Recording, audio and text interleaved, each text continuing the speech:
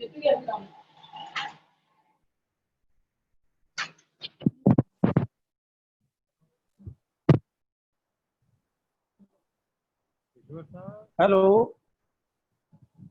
Hello. सत श्री अकाल sir, कितना सत हाल? श्री अकाल जी, सत श्री अकाल जी, सत श्री अकाल। और सुनाओ, ठीक ठाक हो? सब ठीक ठाक, बढ़िया सुनाओ जी। चलो बढ़िया। हाँ जी, करियो स्क्रीन शेयर करके देखो प्लीज जरा। कर दे।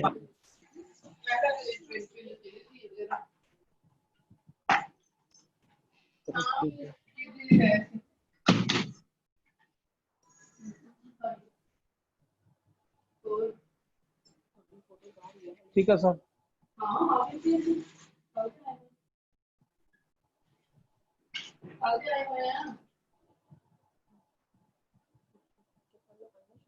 हाँ जी सर। हाँ जी, स्क्रीन शेयर करके देखियो अपनी प्लीज। हाँ जी, देखिए सर जी। नहीं, हो नहीं रही। देखो स्क्रीन शेयर तो हो रही है। शेयर ते जाओ, फिर डॉक्यूमेंट ते जाओ। ठीक है सर, होगी जी।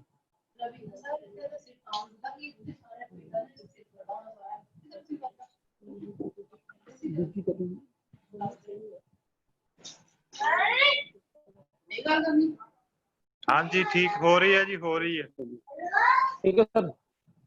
हाँ जी।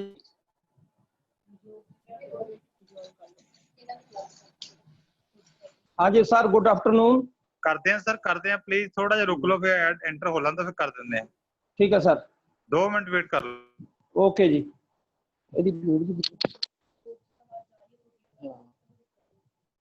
सर मेरी आवाज सही आ रही है जी? हाँ जी, बिल्कुल सही है जी। Okay sir.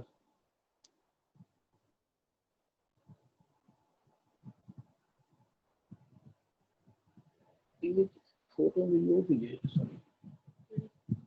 वो लगी हुई है।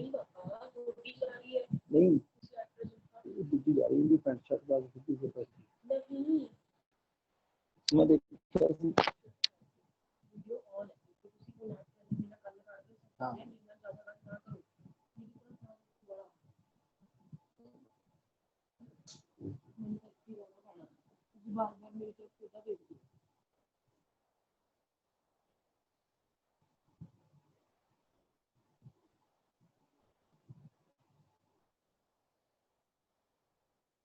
एक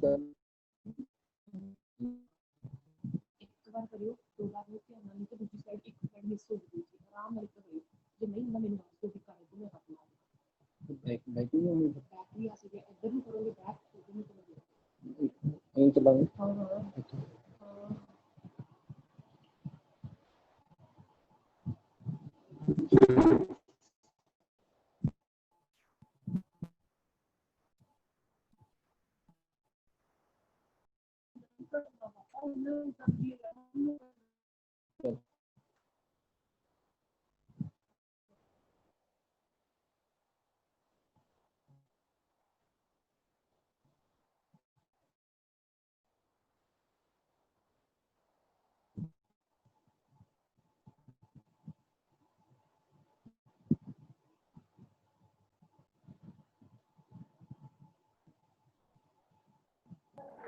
ईश्वर सर, लिंक भेज हाँ दियो जी, अपने स्टूडेंट्स ਨੂੰ और ਸਾਥੀਆਂ ਨੂੰ प्लीज।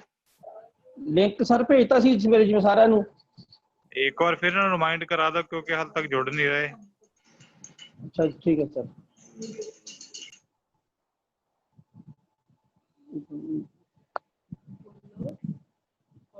कर देंगे लिंक पे जो अदर पेज में सर ने सवेरे भेजा सी, सवेरे भेजा सी सर ने।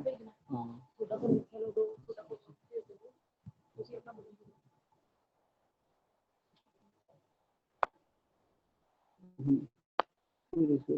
एमएबी जो है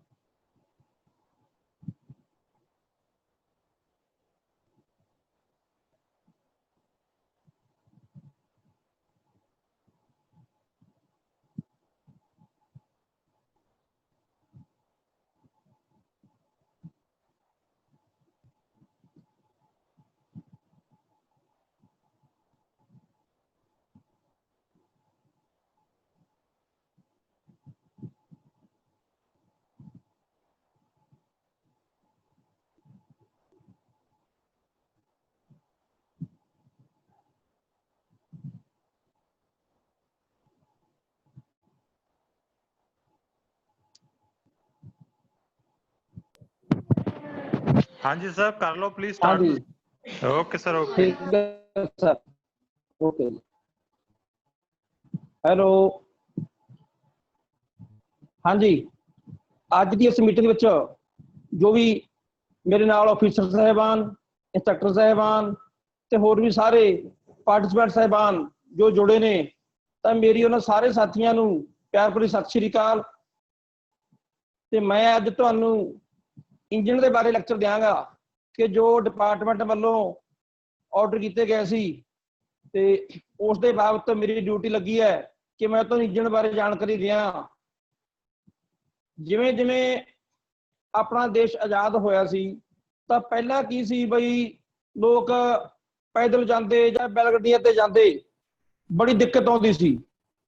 ਉਸ ਤੋਂ ਬਾਅਦ ਹੌਲੀ ਹੌਲੀ ਸਾਰਾ ਇਹ ਆਟੋਮੋਬਾਈਲ ਸੈਕਟਰ ਨੇ ਇੰਨੀ ਤਰੱਕੀ ਕੀਤੀ ਹੈ ਕਿ ਜਿਹਦੇ ਨਾਲ ਅੱਜ ਕੱਲ੍ਹ ਦੇਖੋ ਸਭ ਤੋਂ ਵੱਧ ਆਟੋਮੋਬਾਈਲ ਸੈਕਟਰ ਦਾ ਟਾਈਮ ਹੈ, ਉਹਦੇ ਵਿੱਚ ਆਪਣੀ ਟ੍ਰੇਡ ਦਾ ਮਹੱਤਵ ਸਭ ਤੋਂ ਵੱਧ ਸੀ, ਮੋਟਰ ਮਕੈਨਿਕ ਦਾ। ਹੁਣ ਉਹਦੇ ਸਭ ਤੋਂ ਪਹਿਲਾ ਜੋ ਯੂਨਿਟ ਹੈ ਉਹ ਹੈ ਇੰਜਣ। ਜਿਹੜਾ ਇੱਕ ਇੰਜਣ ਦੇ ਬਾਰੇ ਮੈਂ ਅੱਜ ਲੈਕਚਰ ਦੇਣ ਲੱਗਿਆ। ਤਾਂ ਇੰਜਣ ਕੀ ਹੈ? ਇੰਜਣ ਇੱਕ ਪ੍ਰਾਈਮ ਮੂਵਰ ਹੈ, ਉਹਦਾ ਜੋ ਕਿ ਕੁਝ ਸਟੇਬਲ ਪਾਰਟਸ, ਕੁਝ ਸਥਿਰ ਪਾਰਟਸ ਤੇ ਕੁਝ ਅਸਥਿਰ ਪਾਰਟਸ ਦਾ ਸਮੂਹ ਹੈ, ਜੋ ਕਿ ਫਿਊਲ ਦੀ ਕੈਮੀਕਲ એનર્ਜੀ ਨੂੰ ਬਦਲਦਾ ਹੀਟ એનર્ਜੀ ਵਿੱਚ, ਅਤੇ ਉਸ ਹੀਟ એનર્ਜੀ ਨੂੰ ਦੁਬਾਰਾ ਫਿਰ ਕਨਵਰਟ ਕਰਦਾ ਮਕੈਨੀਕਲ એનર્ਜੀ ਦੇ ਵਿੱਚ। ਤਾਂ ਫਿਊਲ ਡੀਜ਼ਲ ਹੈ, ਬੇਸ਼ੱਕ ਪੈਟਰੋਲ ਹੈ, ਚਾਹੇ ਗੈਸੋਲੀਨ ਹੈ, ਆਪਾਂ ਨੂੰ ਕੋਈ ਨਾ ਕੋਈ ਕੈਮੀਕਲ ਤਾਂ ਇੰਜਣ 'ਚ ਪਾਉਣਾ ਹੀ ਪੈਣਾ ਹੈ, ਜਿਹਦੇ ਨਾਲ ਅਸੀਂ ਇੰਜਣ ਦੀ ਪਰਿਭਾਸ਼ਾ ਵੀ ਕੁਝ ਸਥਿਰ ਪਾਰਟਸ ਤੇ ਕੁਝ ਅਸਥਿਰ ਪਾਰਟਸ ਦਾ ਸਮੂਹ ਹੈ, ਜਿਨ੍ਹਾਂ ਵਿੱਚ ਜਿਹੜੇ ਜਾਂ ਕਹਿ ਲਓ ਕੁਝ ਚੱਲਦੇ ਪਾਰਟਸ ਤੇ ਕੁਝ ਸਥਿਰ ਪਾਰਟਸ। ਚੱਲਦੇ ਪਾਰਟਸ ਨੇ ਜਿਸ ਤਰ੍ਹਾਂ ਪਿਸਟਨ ਹੈ, ਕ੍ਰੈਂਕਸ਼ਾਫਟ ਹੈ, ਫਲਾਈ ਵੀਲ ਹੈ, ਇਹ ਸਾਰੇ ਪਾਰਟਸ ਨੇ। ਜਿਹੜੇ ਸਥਿਰ ਪਾਰਟਸ ਹੋ ਗਏ ਜਿਸ ਤਰ੍ਹਾਂ ਸਿਲੰਡਰ ਬਲਾਕ, ਆਇਲ ਸੰਪ, ਸਿਲੰਡਰ ਹੈਡ, ਸਾਰੇ ਪਾਰਟਸ ਨੇ। ਤਾਂ ਇਹਨਾਂ ਦਾ ਇੱਕ ਸਮੂਹ ਹੈ ਤੇ ਜੋ ਕਿ ਫਿਊਲ ਦੀ ਕੈਮੀਕਲ એનર્ਜੀ ਨੂੰ ਕਨਵਰਟ ਕਰਦਾ ਹੀਟ એનર્ਜੀ ਵਿੱਚ, ਅਤੇ ਉਸ ਤੋਂ ਬਾਅਦ ਉਸ ਹੀਟ એનર્ਜੀ ਤੋਂ ਸਾਨੂੰ ਮੈਕੈਨੀਕਲ એનર્ਜੀ ਪ੍ਰਾਪਤ ਹੁੰਦੀ ਹੈ, ਜਿਹੜੀ ਕਿ ਆਪਾਂ ਇੰਜਣ ਵਾਸਤੇ ਯੂਜ਼ ਕਰਦੇ ਹਾਂ। ਹੁਣ ਇਹ ਸੀ ਇੰਜਣ ਦੀ ਡੈਫੀਨੇਸ਼ਨ। ਉਸ ਤੋਂ ਅੱਗੇ ਆ ਜਾਂਦਾ ਹੈ ਬਈ ਇੰਜਣ ਦੀਆਂ ਕਲਾਸੀਫਿਕੇਸ਼ਨਸ। ਉਹਦੇ ਵਿੱਚ ਦੇਖੋ ਬਈ ਸਭ ਤੋਂ ਪਹਿਲਾਂ ਆ ਗਿਆ ਸੀ ਵੀ ਇੰਜਣ ਦੋ ਪ੍ਰਕਾਰ ਦੇ ਹੈ, ਐਕਸਟਰਨਲ ਕੰਬਸਟਨ ਔਰ ਇੰਟਰਨਲ ਕੰਬਸਟਨ। ਜਿਹੜਾ ਪਹਿਲੀ ਗੱਲ, ਕੰਬਸਟਨ ਕੀ ਹੁੰਦਾ ਹੈ? ਕੰਬਸਟਨ ਉਸ ਜਗ੍ਹਾ ਨੂੰ ਕਿਹਾ ਜਾਂਦਾ ਹੈ ਜਿਸ ਜਗ੍ਹਾ ਤੇ ਗੈਸਾਂ ਨੂੰ ਅੱਗ ਲਗਾਈ ਜਾਂਦੀ ਹੈ। ਜਿਸ ਤਰ੍ਹਾਂ ਪਿਸਟਨ ਦੇ ਉੱਤੇ ਅੱਗ ਮੱਚਦੀ ਹੈ ਤਾਂ ਉਸ ਜਗ੍ਹਾ ਨੂੰ ਕੰਬਸਟਨ ਕਹਾਂਗੇ। ਉਹ ਚਾਹੇ ਜਿਹੜੇ ਇੰਜਨਾਂ ਦੇ ਵਿੱਚ, ਜਿਵੇਂ ਕਹ ਲਓ ਪਿਸਟਨ ਦਾ ਹੈਡ ਫਲੈਟ ਹੈ ਤਾਂ ਸਿਲੰਡਰ ਹੈਡ ਦੇ ਨਿਚਲੇ ਪਾਸੇ ਟੋਏ ਬਣੇ ਹੁੰਦੇ ਆ, ਉਹ ਕੰਬਸਟਨ ਹੈ। ਤਾਂ ਉਸ ਕੰਬਸਟਨ ਚੈਂਬਰ ਸੀ, ਕੰਬਸਟਨ ਸੀ ਜਿਹੜਾ ਬਈ ਐਕਸਟਰਨਲ ਤੇ ਇੰਟਰਨਲ ਦੋ ਤਰ੍ਹਾਂ ਦੇ ਇੰਜਨ ਨੇ। ਹੁਣ ਸਭ ਤੋਂ ਪਹਿਲਾਂ ਮੈਂ ਦੱਸਣ ਲੱਗਿਆ ਐਕਸਟਰਨਲ ਕੰਬਸਟਨ ਇੰਜਨ ਕਿਹੜੇ ਹੁੰਦੇ ਨੇ। ਐਕਸਟਰਨਲ ਕੰਬਸਟਨ ਬਾਹਰੀ ਦਹਨ, ਵੀ ਜਿਨ੍ਹਾਂ ਦੇ ਵਿੱਚ ਆਪਾਂ ਨੂੰ ਬਾਹਰ ਤੋਂ ਅੱਗ ਬਚਦੀ ਦਿਸਦੀ ਹੈ। ਉਹ ਕੀ ਪਹਿਲਾਂ ਕੀ ਹੁੰਦਾ ਸੀ ਪੁਰਾਣੇ ਜ਼ਮਾਨੇ ਵਿੱਚ, ਅੱਜ ਤੋਂ 20 ਸਾਲ ਪਹਿਲਾਂ ਰੇਲਵੇ 'ਚ ਇੰਜਨ ਸੀ ਕੋਲੇ ਵਾਲੇ, ਭਾਫ ਵਾਲੇ, ਹੁਣੀ ਬੰਦ ਹੋਇਆ ਉਹ, ਅਸੀਂ ਤਾਂ ਵੇਖਿਆ ਉਹ, ਸ਼ਾਇਦ ਸਟੂਡੈਂਟ ਨੇ ਨਾ ਵੇਖੇ ਹੋਣ। ਤਾਂ ਉਹਨਾਂ ਵਿੱਚ ਇੱਕ ਬੋਇਲਰ ਸੀ, ਬੋਇਲਰ ਦੇ ਵਿੱਚ ਪਾਣੀ ਕੀ ਭਰਿਆ ਹੁੰਦਾ, ਉਸ ਬੋਇਲਰ ਪਿੱਛੇ ਜਦੋਂ ਕੋਲੇ ਦੀ ਅੱਗ ਮਚਾਉਂਦੇ ਸੀ ਤਾਂ ਉਹ ਕੋਲੇ ਦੇ ਨਾਲ ਜਦੋਂ ਪਾਣੀ ਉਬਲਦਾ ਹੈ ਉਹ ਚੋਂ ਭਾਫ ਨਿਕਲਦੀ ਸੀ, ਤੇ ਫਿਰ ਉਸ ਭਾਫ ਨੂੰ ਇੱਕ ਬਰੀਕ ਪਾਈਪ ਚੋਂ ਗੁਜ਼ਾਰ ਕੇ, ਤਾਂ ਕਿ ਭਾਫ ਦਾ ਪ੍ਰੈਸ਼ਰ ਸੀ ਜਿਹੜਾ ਉਹਨੂੰ ਪੂਰਾ ਬਣਾਇਆ ਜਾਏ, ਉਹਨੂੰ ਪਿਸਟਨ ਤੇ ਸੁੱਟਿਆ ਗਿਆ। ਤੇ ਫਿਰ ਉਹ ਪਿਸਟਨ ਸੀ, ਉਹਨੇ ਆਪਣਾ ਜਾ ਕੇ ਸਾਰਾ ਵਰਕ ਕੀਤਾ, ਪਿੱਛੇ ਸਾਰਾ ਪੰਜੇ ਨੂੰ ਘੁਮਾਇਆ। ਔਰ ਉਹਦੇ ਵਿੱਚ ਕੀ ਸੀ ਕੁਝ ਕਮੀਆਂ, ਬਈ ਜਦੋਂ ਪਾਣੀ ਉਬਲਦਾ ਹੈ ਤਾਂ ਉਹ ਪਾਣੀ ਨੇ ਤਾਂ ਘਟਣਾ ਜ਼ਰੂਰ ਹੈ। ਦੇਖੋ ਤਾਂ ਉਸ ਟਾਈਮ ਕੀ ਹੁੰਦਾ ਸੀ, ਉਹ ਜਦੋਂ ਰੇਲਵੇ ਦੇ ਇੰਜਨ ਸੀਗੇ ਲਗਭਗ 35-40 ਕਿਲੋਮੀਟਰ ਤੋਂ ਅੱਗੇ ਜਾ ਕੇ ਹਰੇਕ ਸਟੇਸ਼ਨ ਦੇ ਉੱਤੇ ਇੱਕ ਪਾਣੀ ਦਾ ਪੰਪ ਬਣਿਆ ਹੁੰਦਾ ਸੀ। ਤੇ ਜਿੰਨਾ ਕੁ ਪਾਣੀ ਘਟਦਾ ਸੀ ਉਹਨਾਂ ਕੁ ਉਹਦੇ ਵਿੱਚ ਪਾਣੀ ਦਾ ਲੈਵਲ ਦੁਬਾਰਾ ਪੂਰਾ ਕਰ ਦਿੰਦੇ ਸੀ ਬੋਇਲਰ ਦੇ ਵਿੱਚ। ਠੀਕ ਹੈ, ਤਾਂ ਉਹ ਇੱਕ ਹੁੰਦਾ ਸੀਗਾ ਉਹਦਾ ਮੁਲਾਜ਼ਮ, ਉਹਨੂੰ ਕਹਿੰਦੇ ਫਾਇਰਮੈਨ, ਜਿਹੜਾ ਕਿ ਕੋਇਲੇ ਦਾ ਕੜਛਾ ਭਰ ਕੇ ਇਹਦੇ ਚੈਂਬਰ ਛੱਡਦਾ ਸੀ, ਉਹ ਸਾਨੂੰ ਅੱਗ ਮਚਦੀ ਬਾਹਰ ਤੋਂ ਦਿਖਦੀ ਸੀ। ਇਸ ਕਰਕੇ ਉਹਨਾਂ ਇੰਜਣਾਂ ਨੂੰ ਐਕਸਟਰਨਲ ਕੰਬਸ਼ਨ ਇੰਜਣ ਕਿਹਾ ਗਿਆ, ਬਾਹਰ ਹੀ ਦੇਖਣਾ। ਠੀਕ ਹੈ। ਔਰ ਉਸ ਤੋਂ ਬਾਅਦ ਜਿਹੜੇ ਦੂਸਰੇ ਆ ਗਏ ਇੰਜਣ, ਇੰਟਰਨਲ ਕੰਬਸ਼ਨ ਇੰਜਣ, ਉਹ ਨੇ ਵੀ ਜਿਹੜੇ ਅੱਜ ਕੱਲ੍ਹ ਸਾਰੀਆਂ ਗੱਡੀਆਂ 'ਚ ਲੱਗਦੇ ਨੇ, ਟਰੈਕਟਰਾਂ 'ਚ ਲੱਗਦੇ ਨੇ, ਗੱਡੀਆਂ, ਕਾਰਾਂ, ਜੀਪਾਂ, ਬੱਸਾਂ ਦੇ ਵਿੱਚ। ਹੁਣ ਆਪਾਂ ਨੂੰ ਪਤਾ ਹੈ ਕਿ ਉਹਨਾਂ 'ਚ ਆਪਾਂ ਨੂੰ ਸਿਰਫ ਤੋਂ ਸਿਰਫ ਇਕੱਲਾ ਧੂੰਆਂ ਹੀ ਦਿਖਦਾ ਹੈ। ਜੇ ਧੂੰਆਂ ਬਣਦਾ ਕਿੱਥੋਂ ਹੈ? ਜੇ ਇੰਜਣ 'ਚ ਅੱਗ ਮੱਚਦੀ ਹੈ ਤਦ ਧੂੰਆਂ ਬਣਿਆ। ਤਾਂ ਉਹਦੇ 'ਚ ਸਾਰੀਆਂ ਕਿਰਿਆਵਾਂ ਇੰਜਣ ਦੇ ਵਿੱਚ ਵਾਪਰਦੀਆਂ ਨੇ, ਵੀ ਸਕਸ਼ਨ ਵੀ ਹੈ, ਕੰਪਰੈਸ਼ਨ ਵੀ ਹੈ, ਪਾਵਰ ਵੀ ਹੈ, ਐਗਜ਼ਾਸਟ ਵੀ ਹੈ। ਤਾਂ ਉਹ ਜਦੋਂ ਸਿਰਫ ਫਰਕ ਇਹ ਹੈ ਵੀ ਉਹਨਾਂ ਦੇ ਵਿੱਚ ਆਪਾਂ ਨੂੰ ਅੱਗ ਮਚਦੀ ਇੰਜਣ ਦਿਖਦੀ ਨਹੀਂ ਹੈਗੀ, ਸਿਰਫ ਇਕੱਲਾ ਸਲੈਂਸਰ ਤੋਂ ਧੂੰਆਂ ਹੀ ਦਿਖਦਾ ਹੈ। ਠੀਕ ਹੈ। ਇਹ ਸੀ ਦੋ ਇੰਜਣ ਦੀਆਂ ਮੇਨ ਕਿਸਮਾਂ, ਐਕਸਟਰਨਲ ਕੰਬਸ਼ਨ, ਇੰਟਰਨਲ ਕੰਬਸ਼ਨ। ਉਸ ਤੋਂ ਬਾਅਦ ਕੀ ਆ ਜਾਂਦਾ ਹੈ?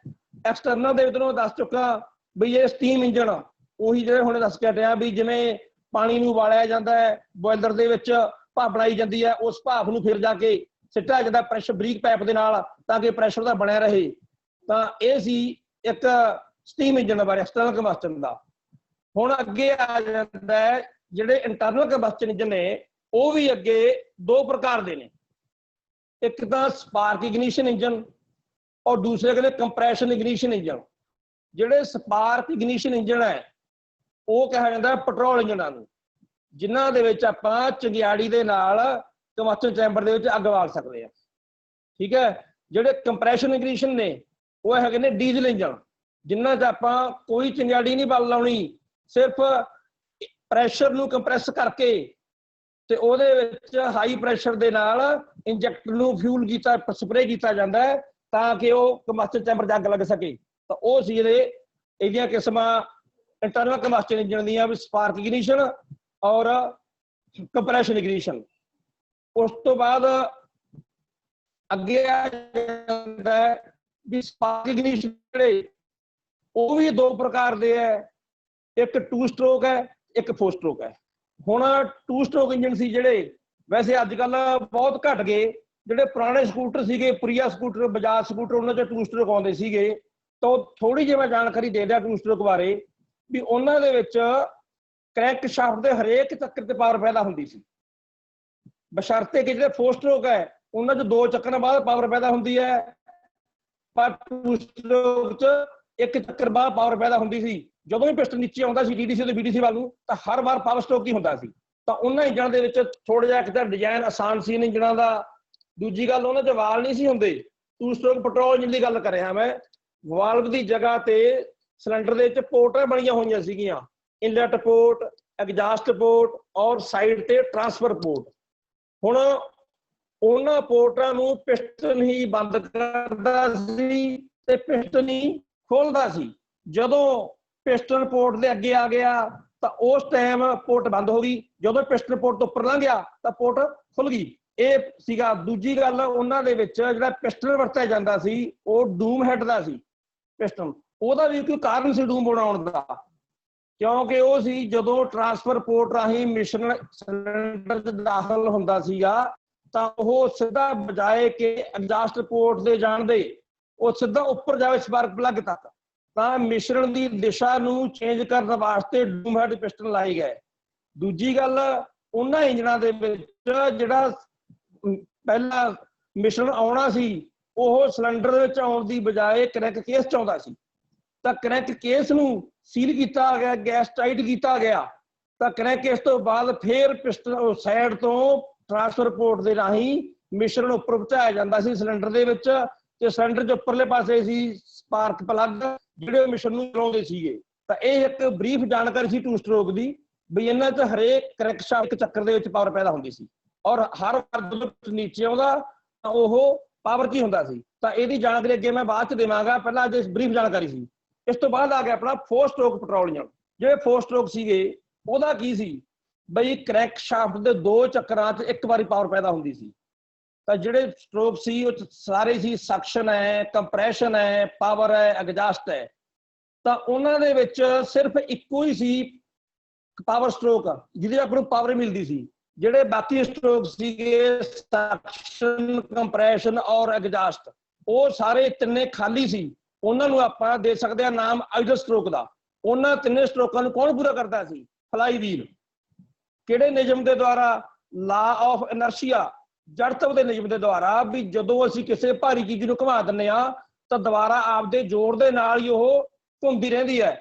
ਤਾਂ ਉਸੇ ਕਰਕੇ ਜਿਹੜਾ ਇੰਜਨ ਦੀ ਕਰੈਂਕ ਸ਼ਾਫਟ ਹੁੰਦੀ ਹੈ ਉਹਦੇ ਬੈਕ ਸਾਈਡ ਤੇ ਫਲਾਈ ਵੀਲ ਲਾਇਆ ਜਾਂਦਾ, ਭਾਰਾ ਫਲਾਈ ਵੀਲ, ਤਾਂ ਕਿ ਜਿਹੜੇ ਤਿੰਨ ਸਟ੍ਰੋਕ ਨੇ ਸਕਸ਼ਨ, ਕੰਪਰੈਸ਼ਨ ਔਰ ਐਗਜ਼ਾਸਟ, ਉਹਨਾਂ ਤਿੰਨਾਂ ਨੂੰ ਇਹ ਫਲਾਈ ਵੀਲ ਪੂਰਾ ਕਰ ਸਕੇ। ਤਾਂ ਉਹ ਸੀ 4 ਸਟ੍ਰੋਕ ਬਾਰੇ। ਤੇ ਇਹਨਾਂ ਦੇ ਵਿੱਚ ਵਾਲਵ ਵਗੈਰਾ ਹੁੰਦੇ ਆ, ਸਾਰੇ ਉੱਪਰ ਲੱਗੇ ਪੋਰਟਾਂ ਨਹੀਂ ਹੁੰਦੀਆਂ। ਔਰ ਸਕਸ਼ਨ ਵੇਲੇ ਜਦੋਂ ਪਿਸਟਨ ਨੀਚੇ ਆਉਂਦਾ TDC ਤੋਂ BDC ਵੱਲ ਨੂੰ, ਤਾਂ ਇਨਲੈਟ ਵਾਲਵ ਦੇ ਰਸਤੇ ਰਾਹੀਂ ਜਿਹੜਾ ਹੈਗਾ, ਜੇ ਪੈਟਰੋਲ ਇੰਜਨ ਹੈ ਤਾਂ ਮਿਕਸਚਰ ਆਏਗਾ ਹਵਾ ਤੇ ਪੈਟਰੋਲ ਦਾ 14:1 ਦੀ ਰੇਸ਼ੋ ਦੇ ਵਿੱਚ। 14 ਭਾਗ ਹਵਾ ਦੇ 1 ਭਾਗ ਪੈਟਰੋਲ ਦਾ, ਉਹ ਜਿਹੜੀ ਹੈ ਪ੍ਰੋਪਰ ਮਿਕਸਚਰ ਰੇਂਜ ਹੈ ਉਹਦੀ, ਤਾਂ ਉਹ ਸਕਸ਼ਨ ਕਰਦਾ ਹੈ। ਤਾਂ ਇਹ ਸੀ ਇੱਕ 4 ਸਟ੍ਰੋਕ ਬਾਰੇ। ਇਸੇ ਤਰੀਕੇ ਦੂਜੇ ਪਾਸੇ ਜੇ ਲੈ ਲਈਏ ਆਪਾਂ ਹੁਣ, ਕੰਪਰੈਸ਼ਨ ਇਗਨੀਸ਼ਨ ਇੰਜਨ ਨੇ, ਜੇ ਡੀਜ਼ਲ ਇੰਜਨ ਨੇ, ਉਹ ਵੀ 2 ਪ੍ਰਕਾਰ ਦੇ ਹੈ। ਉਹਨਾਂ 'ਚ ਵੀ 2 ਸਟ੍ਰੋਕ ਵੀ ਹੈ ਤੇ 4 ਸਟ੍ਰੋਕ ਵੀ ਹੈ। ਜਿਹੜੇ ਡੀਜ਼ਲ ਇੰਜਨ 2 ਸਟ੍ਰੋਕ ਸੀਗੇ, ਉਹਨਾਂ ਦਾ ਕੀ ਸੀ ਵੀ ਡੀਜ਼ਲ ਇੰਜਨ ਨੇ ਜਿਹੜੇ ਇਹ ਹੁੰਦੇ ਨੇ ਹਾਈ ਕੰਪਰੈਸ਼ਨ ਇੰਜਨ, ਤਾਂ ਉਹ ਸੁਪਰਚਾਰਜ ਇੰਜਨ ਸੀ।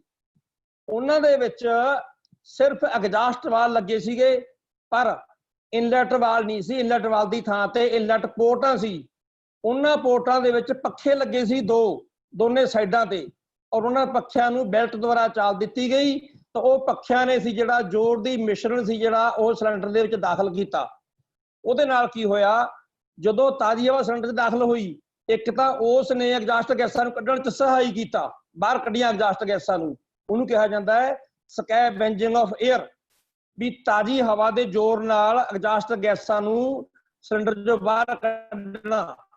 ਉਹ ਸੀ ਛੋਟੀ ਜਾਣਕਾਰੀ ਇੱਕ 2 ਸਟ੍ਰੋਕ ਡੀਜ਼ਲ ਇੰਜਨ ਬਾਰੇ ਵੀ। ਤਾਂ ਬੇਸ਼ੱਕ ਅੱਜ ਕੱਲ੍ਹ ਬਹੁਤ ਘੱਟ ਆ ਰਹੇ ਨੇ ਡੀਜ਼ਲ ਇੰਜਨ 2 ਸਟ੍ਰੋਕ ਦੇ, ਪਰ ਜਾਣਕਾਰੀ ਜ਼ਰੂਰੀ ਹੈ। ਉਸ ਤੋਂ ਬਾਅਦ ਆ ਜਾਂਦੇ ਆਪਣੇ 4 ਸਟ੍ਰੋਕ ਡੀਜ਼ਲ ਇੰਜਨ। ਹੁਣ ਇਹਨਾਂ ਦੇ ਵਿੱਚ ਕੀ ਸੀ, ਦੇਖੋ ਬਾਕੀ ਵਰਕਿੰਗ ਸੇਮ ਉਸ ਪੈਟਰੋਲ ਦੀ ਤਰ੍ਹਾਂ ਹੀ ਹੈ। ਅੰਤਰ ਇਹੀ ਹੈ ਬਈ ਇਹਨਾਂ ਦੇ ਵਿੱਚ ਜਿਹੜਾ ਮਿਸ਼ਰਣ ਦੀ ਬਜਾਏ ਸਕਸ਼ਨ ਦੇ ਸਮੇਂ ਕੱਲੀ ਸ਼ੁੱਧ ਹਵਾ ਹੀ ਇੰਜਨ ਦੇ ਵਿੱਚ ਸਪਲਾਈ ਹੁੰਦੀ ਹੈ। ਕਿੱਥੋਂ ਹੁੰਦੀ ਹੈ? ਏਅਰ ਕੇਂਦਰ ਚੋਂ ਹਵਾ ਸਾਫ਼ ਹੋ ਕੇ ਆਉਂਦੀ ਹੈ ਇਨਲੈਟ ਮੈਨੀਫੋਲਡ ਦੇ ਵਿੱਚ। ਇਨਲੈਟ ਮੈਨੀਫੋਲਡ ਤੋਂ ਇਨਲੈਟ ਵਾਲ ਦੇ ਜ਼ਰੀਏ ਜਦੋਂ ਪਿਸਟਨ TDC ਤੋਂ BDC ਨੂੰ ਚੱਲਦਾ ਹੈ ਤਾਂ ਉਹ ਸਕਸ਼ਨ ਕਰਦਾ ਹੈ। ਸਕਸ਼ਨ ਕਿਵੇਂ? ਜਿਵੇਂ ਇੱਕ ਆਪਾਂ ਟੀਕੇ ਵਾਲੀ ਸਿਰਿੰਜ ਹੈ, ਆਪਾਂ ਉਸ ਨੂੰ ਪਿੱਛੇ ਖਿੱਚੀਏ ਤਾਂ ਉਹਦੇ ਨਾਲ ਦਵਾਈ ਦੀ ਸਿਰਿੰਜ ਜਾਂਦੀ ਹੈ। ਉਹਦੇ ਵਿੱਚ ਵੀ ਇੱਕ ਛੋਟਾ ਜਿਹਾ ਪਿਸਟਨ ਹੈ, ਉਹਦੇ ਉੱਤੇ ਰਬੜ ਦਾ ਰਿੰਗ ਲੱਗਿਆ ਹੋਇਆ ਹੈ। ਇਸੇ ਤਰੀਕੇ ਆਪਣੇ ਪਿਸਟਨਾਂ ਦੇ ਜਿਹੜੇ ਹੈਗੇ ਨੇ ਇੰਜਨ ਦੇ, ਇਹਨਾਂ 'ਚ ਰਿੰਗ ਹੁੰਦੇ ਨੇ ਪਿਸਟਨ ਦੇ ਚੜੇ ਹੋਏ, ਉਹ ਰਿੰਗ ਕਾਸਟ ਕਰਨ ਦੇ ਨੇ। ਤਾਂ ਉਹ ਵੀ ਸਕਸ਼ਨ ਪੈਦਾ ਕਰਦੇ ਆ ਸਿਲੰਡਰ ਦੇ ਵਿੱਚ, ਜਿਹਦੇ ਨਾਲ ਤਾਜ਼ੀ ਹਵਾ ਸਿਲੰਡਰ 'ਚ ਦਾਖਲ ਹੋ ਜਾਂਦੀ ਹੈ। ਤਾਂ ਉਸ ਤੋਂ ਬਾਅਦ ਫਿਰ ਉਸ ਹਵਾ ਨੂੰ ਕੰਪਰੈਸ ਕੀਤਾ ਜਾਂਦਾ ਹੈ। ਕੰਪਰੈਸ ਕਰਨ ਦੇ ਨਾਲ ਉਸ ਹਵਾ ਦਾ ਟੈਂਪਰੇਚਰ ਐਂਡ ਕੰਪਰੈਸ਼ਨ ਪ੍ਰੈਸ਼ਰ ਦੋਨੋਂ ਵੱਧ ਜਾਂਦੇ ਹੈ। ਔਰ ਜਦੋਂ ਪਿਸਟਨ TDC ਦੇ ਦੂਜੇ ਸਟ੍ਰੋਕ ਕੋਲੇ ਨਜ਼ਦੀਕ ਪਹੁੰਚਦਾ ਹੈ ਤਾਂ ਉਦੋਂ 26 ਡਿਗਰੀ ਬਿਫੋਰ TDC ਇੰਜੈਕਟਰ ਹੈ ਜਿਹੜੀ ਉਹ ਤੇਲ ਨੂੰ ਸਪਰੇਅ ਕਰਦੀ ਹੈ, ਬਿਲਕੁਲ ਭਾਫ ਦੀ ਸ਼ਕਲ ਦੇ ਵਿੱਚ, ਜੋ ਕਿ ਆਪਣਾ 2000 ਤੋਂ ਲੈ ਕੇ 2200 ਪਾਉਂਡ ਪਰ ਸਕੁਅਰ ਇੰਚ ਦਾ ਪ੍ਰੈਸ਼ਰ ਹੈ। ਤਾਂ ਇਹ ਜਾਣਕਾਰੀ ਸੀ 4 ਸਟ੍ਰੋਕ ਬਾਰੇ। ਤੇ ਵੈਸੇ ਅੱਗੇ ਵਰਕਿੰਗ ਦੇ ਵਿੱਚ ਹੈਗਾ ਮੇਰਾ ਚੈਪਟਰ 4 ਸਟ੍ਰੋਕ ਦਾ, ਉਹਦੀ ਡਿਟੇਲ ਬਾਅਦ 'ਚ ਦੱਸੀ ਜਾਊਗੀ। ਫਿਲਹਾਲ ਜੇ ਇਹ ਕਲਾਸੀਫਿਕੇਸ਼ਨ ਸੀ ਇੰਜਨ ਦੀ। ਤਾਂ ਹੁਣ ਅੱਗੇ ਇਹ ਤੁਸੀਂ ਦੇਖਿਆ ਵੀ ਐਕਸਟਰਨਲ ਕੰਬਸਟਨ ਦੀ ਮੈਂ ਡਾਇਗਰਾਮ ਬਣਾਈ ਹੈ। ਇਹਦੇ ਤੁਸੀਂ ਦੇਖ ਰਹੇ ਹੋ ਕਿ ਕਿਸ ਤਰੀਕੇ ਇਹਦੇ ਵਿੱਚ ਬੋਇਲਰ ਦੇ ਵਿੱਚ ਨੀਚੇ ਅੱਗ ਬਲਦੀ ਹੈ ਤੇ ਕਿਵੇਂ ਪਾਣੀ ਉਬਲਦਾ ਹੈ, ਔਰ ਫਿਰ ਉਸ ਉਬਲਦੇ ਪਾਣੀ 'ਚ ਜਿਹੜੀ ਭਾਫ ਬਣਦੀ ਹੈ, ਭਾਫ ਨੂੰ ਆਪਾਂ ਇੱਕ ਪਾਈਪ 'ਚੋਂ ਗੁਜ਼ਾਰ ਕੇ ਤੇ ਇਹ 'ਚ ਸਿੱਟਿਆ ਹੋਇਆ। ਇਹ ਸਾਡਾ ਡਾਇਗਰਾਮ ਹੈ ਜਿਹੜੀ ਬੜੀ ਕਲੀਅਰ ਮੈਂ ਬਣਾਈ ਹੈ। ਤਾਂ ਇਸ ਤੋਂ ਬਾਅਦ ਆ ਗਿਆ ਆਪਣਾ ਕਲਾਸੀਫਿਕੇਸ਼ਨ ਆਫ ਇੰਜਨ, ਵਰਗੀਕਰਨ। ਇਹਦਾ ਸੀ ਸਭ ਤੋਂ ਪਹਿਲਾ ਪੁਆਇੰਟ ਵੀ ਬਾਈ ਸਾਈਕਲ ਆਫ ਆਪਰੇਸ਼ਨ। ਇੱਕ ਆਟੋ ਸਾਈਕਲ ਹੈ, ਇੱਕ ਹੈਗਾ diesel cycle. Auto cycle means petrol engine ਨੇ ਤੇ diesel cycle means diesel engine ਨੇ। ਉਦੋਂ ਬਾਅਦ ਦੂਸਰਾ ਆ ਗਿਆ ਅਕੋਰਡਿੰਗ ਟੂ ਕੰਪਰੈਸ਼ਨ ਪ੍ਰੈਸ਼ਰ। ਤਾਂ number 1 low compression, number 2 high compression. ਹੁਣ ਲੋ ਕੰਪਰੈਸ਼ਨ ਇੰਜਨ ਕਿਹੜੇ ਹੈ? Low compression engine petrol engine ਨੂੰ ਕਿਹਾ ਜਾਂਦਾ ਹੈ।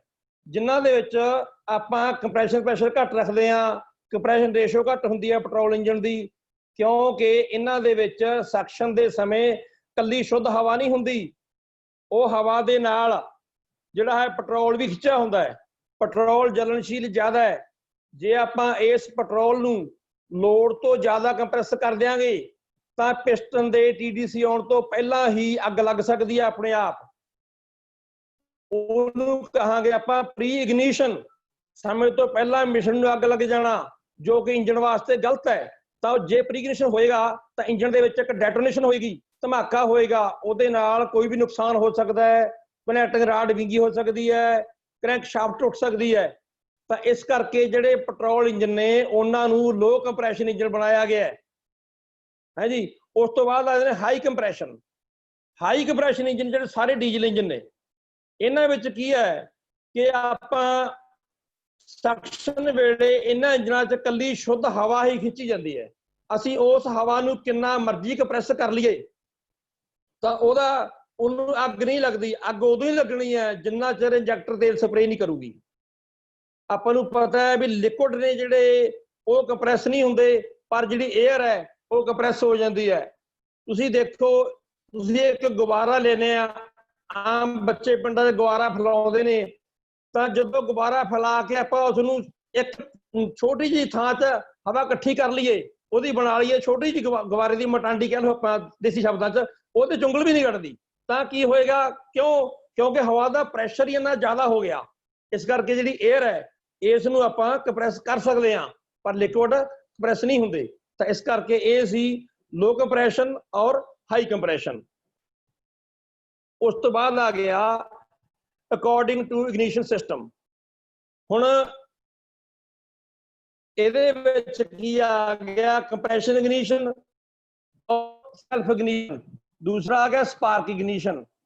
ਤਾਂ ਉਹੀ ਆ ਗਿਆ ਇਗਨੀਸ਼ਨ ਸਿਸਟਮ ਕੀ ਹੁੰਦਾ ਹੈ, ਉਹ ਦੁਆਰਾ ਅਸੀਂ ਇੰਜਣ ਦੇ ਵਿੱਚ ਮਿਸ਼ਰਣ ਨੂੰ ਅੱਗ ਲਗਾ ਸਕਦੇ ਹਾਂ, ਚਾਹੇ ਉਹ ਸਪਾਰਕ ਦੁਆਰਾ ਲਾਈਏ, ਚਾਹੇ ਆਪਾਂ ਇੰਜੈਕਟਰ ਤੋਂ ਤੇਲ ਸਪਰੇਅ ਕਰੀਏ, ਤਾਂ ਉਹਨੂੰ ਕਹਿੰਦਾ ਇਗਨੀਸ਼ਨ ਸਿਸਟਮ, ਵੀ ਇਗਨਾਈਟ ਹੋਣਾ ਮਿਸ਼ਰਣ ਦਾ। ਤਾਂ ਇਹ ਜਿਹੜਾ ਹੈਗਾ ਵੀ ਇੱਕ ਸਪਾਰਕ ਇਗਨੀਸ਼ਨ ਹੈ ਔਰ ਇੱਕ ਸੈਲਫ ਇਗਨੀਸ਼ਨ। ਸੈਲਫ ਇਗਨੀਸ਼ਨ ਹੋ ਗਏ ਡੀਜ਼ਲ ਇੰਜਣ, ਜਿਨ੍ਹਾਂ ਦੇ ਵਿੱਚ ਆਪਾਂ ਨੂੰ ਕੋਈ ਚੰਗਿਆੜੀ ਪੈਦਾ ਕਰਨ ਦੀ ਲੋੜ ਨਹੀਂ ਪੈਂਦੀ, ਉਹਨੇ ਮਿਸ਼ਰਣ ਨੇ ਆਪਣੇ ਆਪ ਜਲਣਾ ਹੈ। ਜਦੋਂ ਹਵਾ ਨੂੰ ਕੰਪਰੈਸ ਕੀਤਾ ਜਾਂਦਾ ਸਿਲੰਡਰ ਦੇ ਵਿੱਚ ਪਿਸਟਨ ਦੇ ਉੱਪਰ, ਤਾਂ ਉਦੋਂ ਜਦੋਂ ਤੇਲ ਨੋਜ਼ਲ ਸਪਰੇਅ ਕਰਦੀ ਹੈ ਹਾਈ ਪ੍ਰੈਸ਼ਰ ਦੇ ਨਾਲ, 2000 ਤੋਂ ਲੈ ਕੇ 2200 ਪਾਉਂਡ ਪਰ ਸਕੁਅਰ ਦਾ ਪ੍ਰੈਸ਼ਰ ਹੈ, ਤਾਂ ਉਦੋਂ ਆਪਣੇ ਆਪ ਅੱਗ ਲੱਗਦੀ ਹੈ ਪਿਸਟਨ ਦੇ ਉੱਤੇ। ਇਸੇ ਕਰਕੇ ਇਹਦਾ ਨਾਂ ਪਿਆ ਸੈਲਫ ਇਗਨੀਸ਼ਨ ਇੰਜਨ। ਔਰ ਦੂਸਰਾ ਸੀਗਾ ਸਪਾਰਕ ਇਗਨੀਸ਼ਨ। ਉਹ ਆਪਾਂ ਤੁਸੀਂ ਦੇਖ ਲਿਆ ਵੀ ਸਪਾਰਕ ਦੇ ਦੁਆਰਾ ਚੰਗਿਆੜੀ ਮਿਲੀ, ਸਪਾਰਕ ਪਲੱਗ ਦੇ ਦੁਆਰਾ ਚੰਗਿਆੜੀ ਮਿਲੀ, ਤੇ ਉਹ ਚੰਗਿਆੜੀ ਨਾਲ ਸੀ ਜਿਹੜਾ ਮਿਸ਼ਰਣ ਨੂੰ ਅੱਗ ਲਗਾਏਗੀ ਉਹ ਪੈਟਰੋਲ ਇੰਜਨ ਦੇ ਵਿੱਚ। ਠੀਕ ਹੈ, ਅੱਗੇ ਆ ਗਿਆ ਅਕੋਰਡਿੰਗ ਟੂ ਸਪਾਰਕ ਆਰਗਨ, ਵੀ ਜਿਹੜਾ ਸਪਾਰਕ ਪੈਦਾ ਕਰਨਾ ਹੈ ਇਗਨੀਸ਼ਨ ਸਿਸਟਮ ਦੇ ਵਿੱਚ, ਉਹਦੇ ਵੀ ਦੋ ਤਰੀਕੇ ਨੇ। ਦੇਖੋ ਇਗਨੀਸ਼ਨ ਸਿਸਟਮ ਕੀ ਹੁੰਦਾ ਹੈ ਵੀ ਕਰੰਟ ਬੈਟਰੀ ਤੋਂ ਲੈ ਕੇ ਪਲੱਗ ਤੱਕ ਚੰਗਿਆੜੀ ਪੈਦਾ ਕਰਨਾ, ਉਹ ਸਾਰਾ ਇਗਨੀਸ਼ਨ ਸਿਸਟਮ ਹੈ। ਉਹਦੇ ਵਿੱਚ ਬੇਸ਼ੱਕ ਕਈ ਪਾਰਟਸ ਲੱਗਦੇ ਨੇ। ਤਾਂ ਜੇ ਮੈਂ ਪਹਿਲਾਂ ਲਵਾਂ ਬੈਟਰੀ ਇਗਨੀਸ਼ਨ ਦਾ, ਤਾਂ ਉਹਦੇ ਵਿੱਚ ਦੇਖੋ ਤੁਸੀਂ ਸਭ ਤੋਂ ਪਹਿਲਾਂ ਬੈਟਰੀ ਹੈ, ਫਿਰ ਇਗਨੀਸ਼ਨ ਸਵਿਚ ਹੈ, ਫਿਰ ਇਗਨੀਸ਼ਨ ਕੋਇਲ ਹੈ, ਕੋਇਲ ਤੋਂ ਅੱਗੇ ਡਿਸਟਰੀਬਿਊਟਰ ਹੈ, ਡਿਸਟਰੀਬਿਊਟਰ ਦੇ ਵਿੱਚ ਵੀ CB ਪੁਆਇੰਟ ਨੇ, ਕੰਡੈਂਸਰ ਹੈ, ਉਦੋਂ ਬਾਅਦ ਰੋਟਰ ਹੈ, ਰੋਟਰ ਦੇ ਉੱਤੇ ਡਿਸਟਰੀਬਿਊਟਰ ਕੈਪ ਲੱਗਿਆ, ਕੈਪ ਤੇ HT ਲੀਡਸ ਨੇ ਜਿਹੜੀਆਂ ਪਲੱਗਾਂ ਨੂੰ ਜਾਂਦੀਆਂ, ਤਾਂ ਲਾਸਟ ਆ ਗਿਆ ਸਪਾਰਕ ਪਲੱਗ।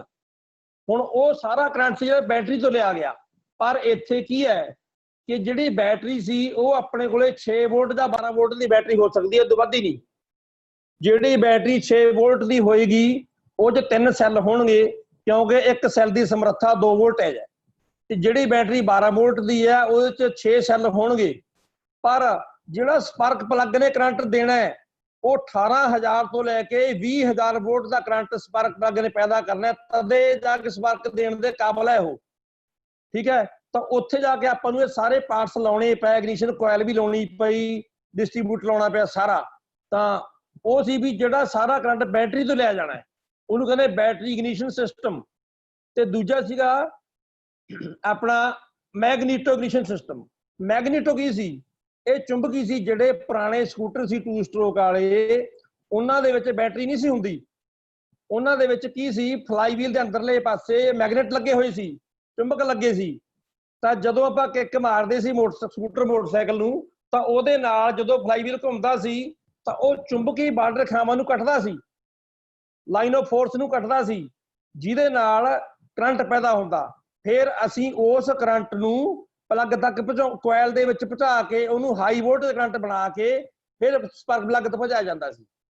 ਤਾਂ ਇਹ ਸੀ ਆਪਣਾ ਅਕੋਰਡਿੰਗ ਟੂ ਸਪਾਰਕ ਇਗਨੀਸ਼ਨ, ਵੀ ਦੋ ਤਰੀਕੇ ਨਾਲ ਸਪਾਰਕ ਪੈਦਾ ਕੀਤਾ ਜਾ ਸਕਦਾ ਹੈ। ਪਰ ਅੱਜ ਕੱਲ ਜਿੰਨੀਆਂ ਵੀ ਗੱਡੀਆਂ ਨੇ ਸਾਰੀਆਂ ਦੇ ਵਿੱਚ ਬੈਟਰੀ ਇਗਨੀਸ਼ਨ ਸਿਸਟਮ ਹੀ ਲਾਇਆ ਜਾਂਦਾ ਹੈ।